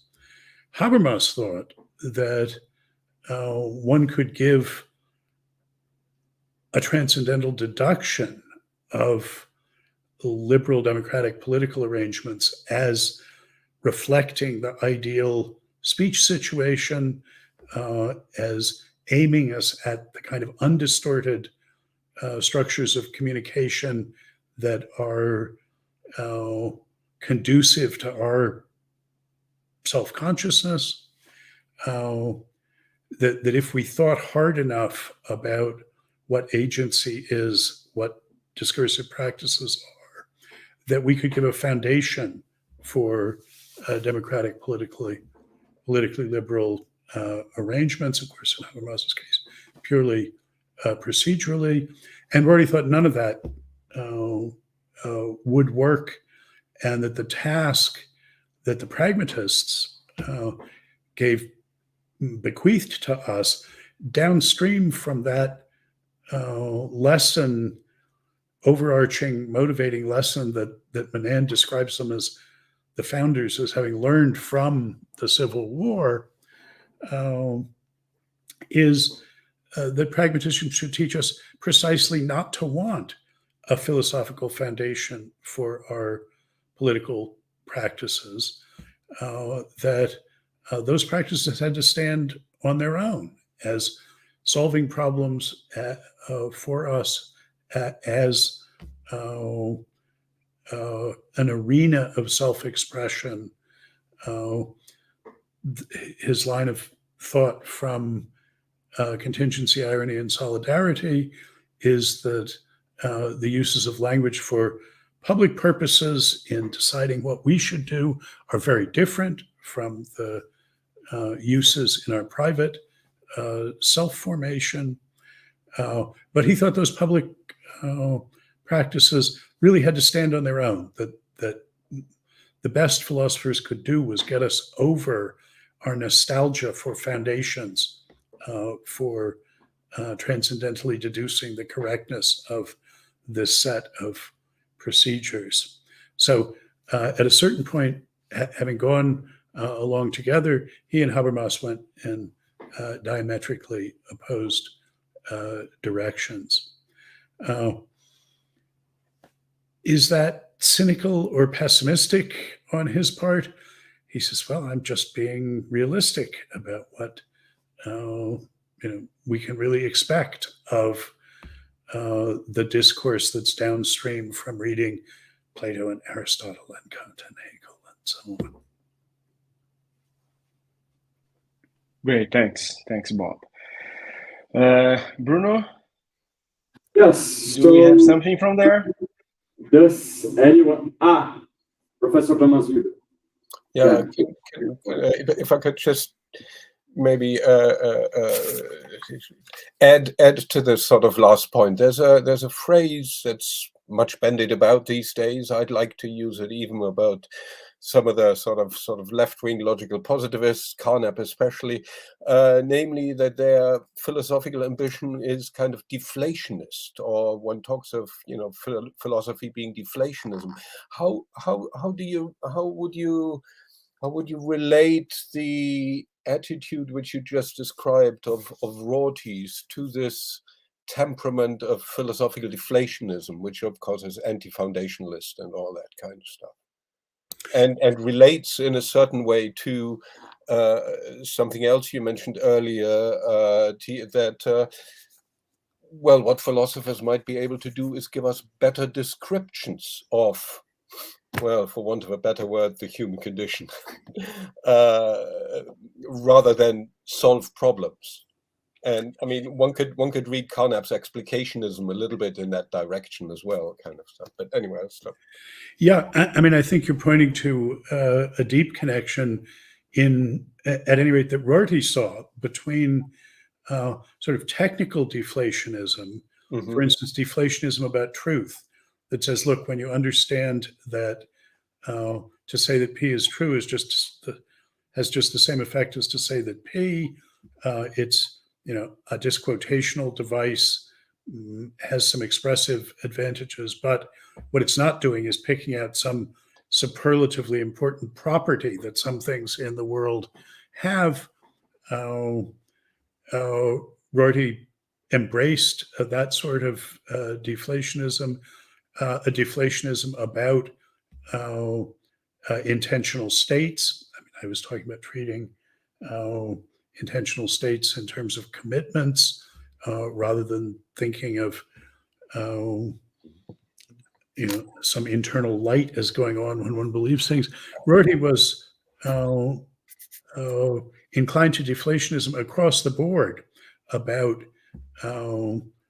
these philosophical topics. He admired Sellers picking up Carnap's metalinguistic deflationism about universals, saying, oh, well, when you say triangularity is a property, that's a covertly metalinguistic way of saying that is triangular is a one-place predicate. About as deflationary about universals as you can get. Rorty says, yes, this is what we need to do.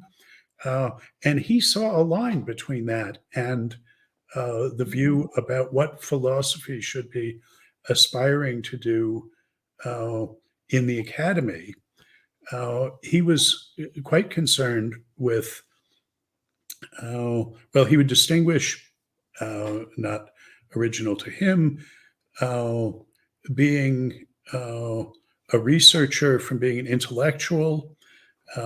Researcher, you're working in your own fach, in your own discipline or field. The intellectual is more concerned about how the high culture hangs together generally, how all these things relate to one another. And his disillusionment with philosophy, that I think is a manifestation of this connection between sort of close to the ground deflationism about specific philosophical topics and his more general disillusionment, was that he started off thinking that our fach, reading the people we read, did give us a special kind of insight as intellectuals. And he stopped believing that once he had been deflationary about enough of what we inherited from the mighty dead. He came to see philosophers as having no more sort of access to special insights than retired labor leaders, journalists, sociologists, and so on. So I think there was a connection between, for him anyway, between the ground level deflationism and his disillusion with what we could expect philosophy to help us with. Yeah. Thank you. So I just ask one more time if anyone in StreamYard or in the public like to ask a question. Does anyone? Do you want? Yeah. Okay. So you can come here. Yeah. It's the best way for them to hear us.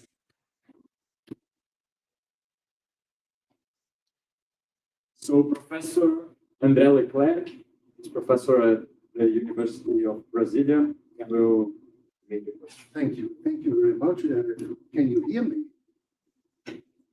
Is it good? No? No, I don't think like It's the volume is too low, I guess. Okay, let us see if it is better. And now, Is it good? Or is it Yeah, it's better. It's better. Okay. okay. Thank you very much, Professor Brandom, for that very interesting, stimulating conference. Maybe I will ask a naive question. Asking naive question is one of my specialties. But I've been interested by the divide you pointed out made by Hegel between things that have a history and things that are what they are by nature. And this is a theme that Jantai will discuss and go deeper in this in decades after that. Well,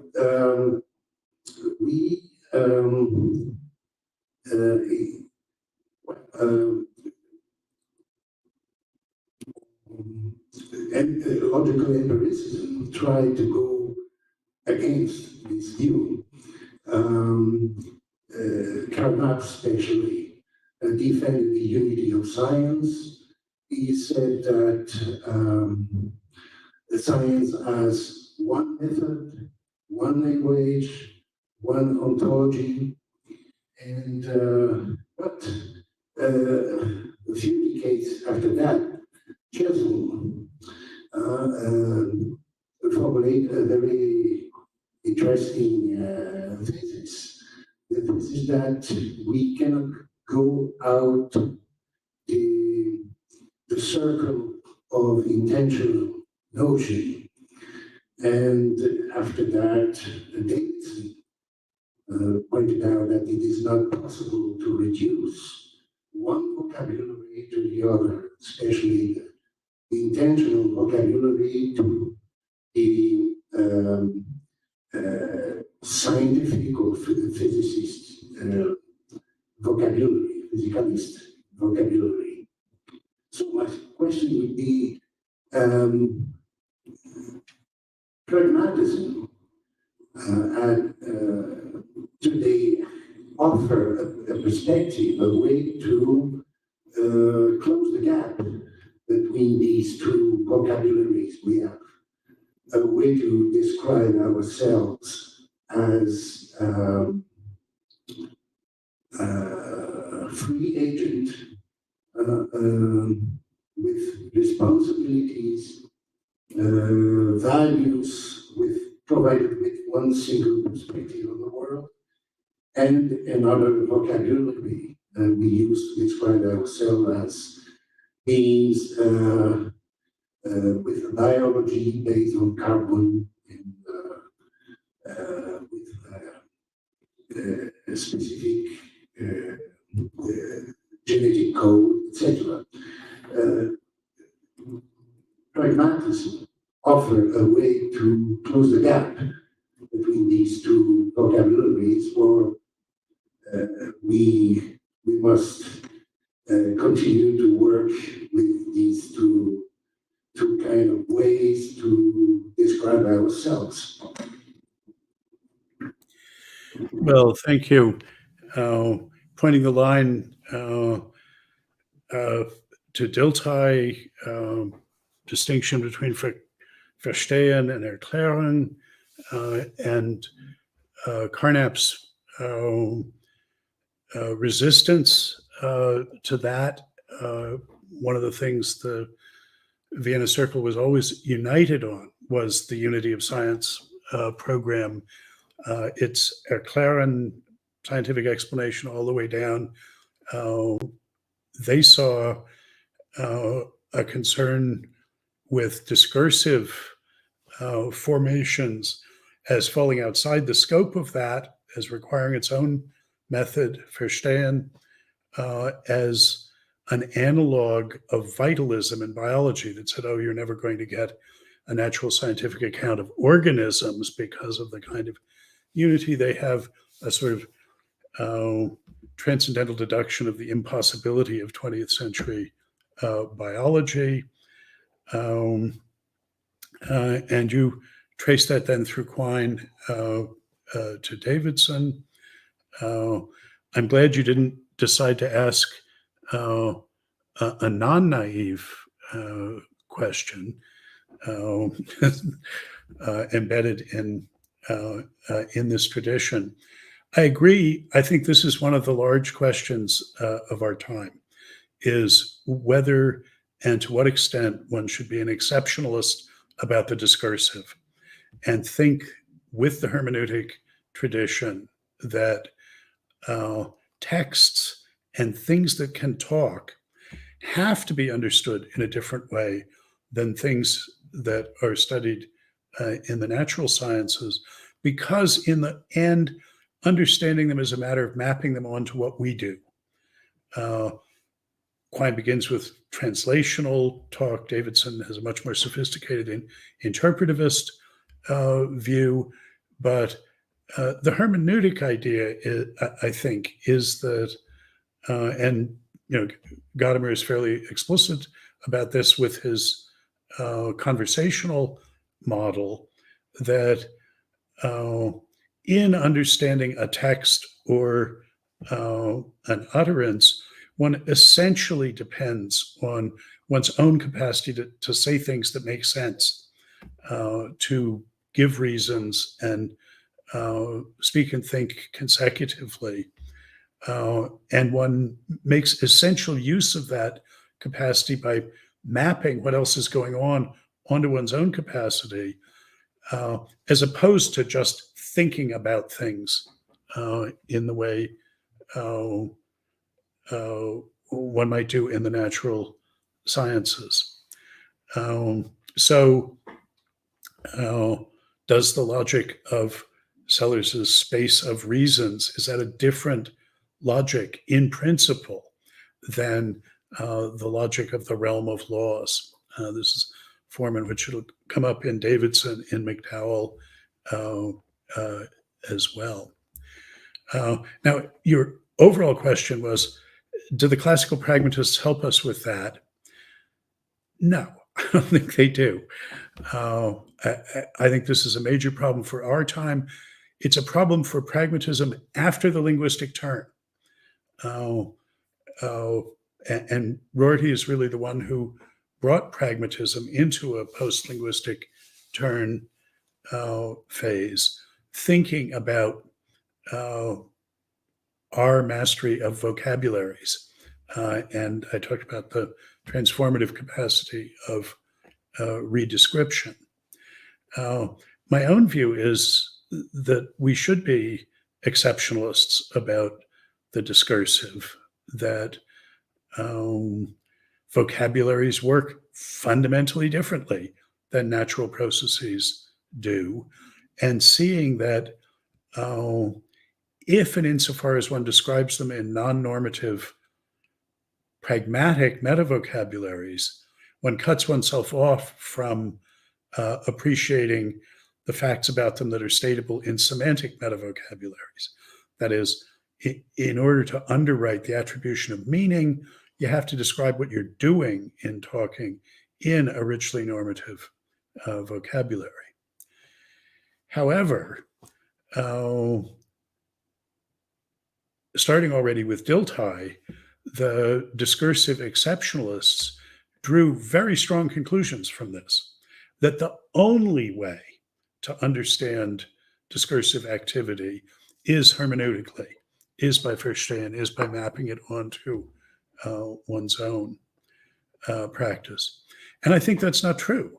I think it's possible for us to characterize the use of language in a richly normative pragmatic metavocabulary, to characterize the use of language in a semantic metavocabulary that starts off using inferential notions, but ends by using representational language. I think the relation of logical extensions of any vocabulary by introducing logical vocabulary into them is something we can be very precise about. And I think we can use all of those things to understand in an Erklären sort of way, in a theoretically rigorous sort of way, what's distinctive about vocabularies. But that is not going to be finding reasons in the language of the physicist. It's going to be talking about how the use of the physicist's language relates to the use of the semanticist's language. And I think, though we're in relatively early days of that enterprise, I think we actually know how to say a lot of things that help with that. But the classical American pragmatists aren't the ones doing that, by and large, because they didn't focus on language in the way that addressing that question requires. Seeing someone like the later Wittgenstein, who I take to make common cause with the American pragmatists in many ways, but obviously discursive practice is front and center for him. He is an exceptionalist and maybe more virulently anti-theoretical than the position I'm waving my hands at. Thank you very much. So, I think that's it for today. So, first of all, I would like to thank Professor Gabriel Ferreira and Professor Brandom for joining us here today and accepting our invitation. Second of all, I would like to thank the presence of Professor Thomas Hübel and Professor Mark Dexter. And I would like to thank all of you who watched us at YouTube and also here presentially. So that's it for the morning session. Throughout the event, we'll just broadcast the morning sessions, so we're not broadcasting the afternoon and evening sessions. Today, in the afternoon and evening, we'll have a workshop given by Lucas Bacara, who is a member of our research group and also a PhD student at University of Vienna. And if you are in São Paulo, I would invite you to come here to São Paulo to enjoy this workshop. And if you are in another state, city, country, I'll see you tomorrow by 9 a.m. UTC-3. So thank you all. Well, thank you. Thank you, Bruno. Thank you, Bob, once again. It was a pleasure as always. Thank you so very much. Gabriel. Yes, indeed. Bye-bye, guys. Bye-bye. See ya. Die Quellen suchen und auch so zuschreiben.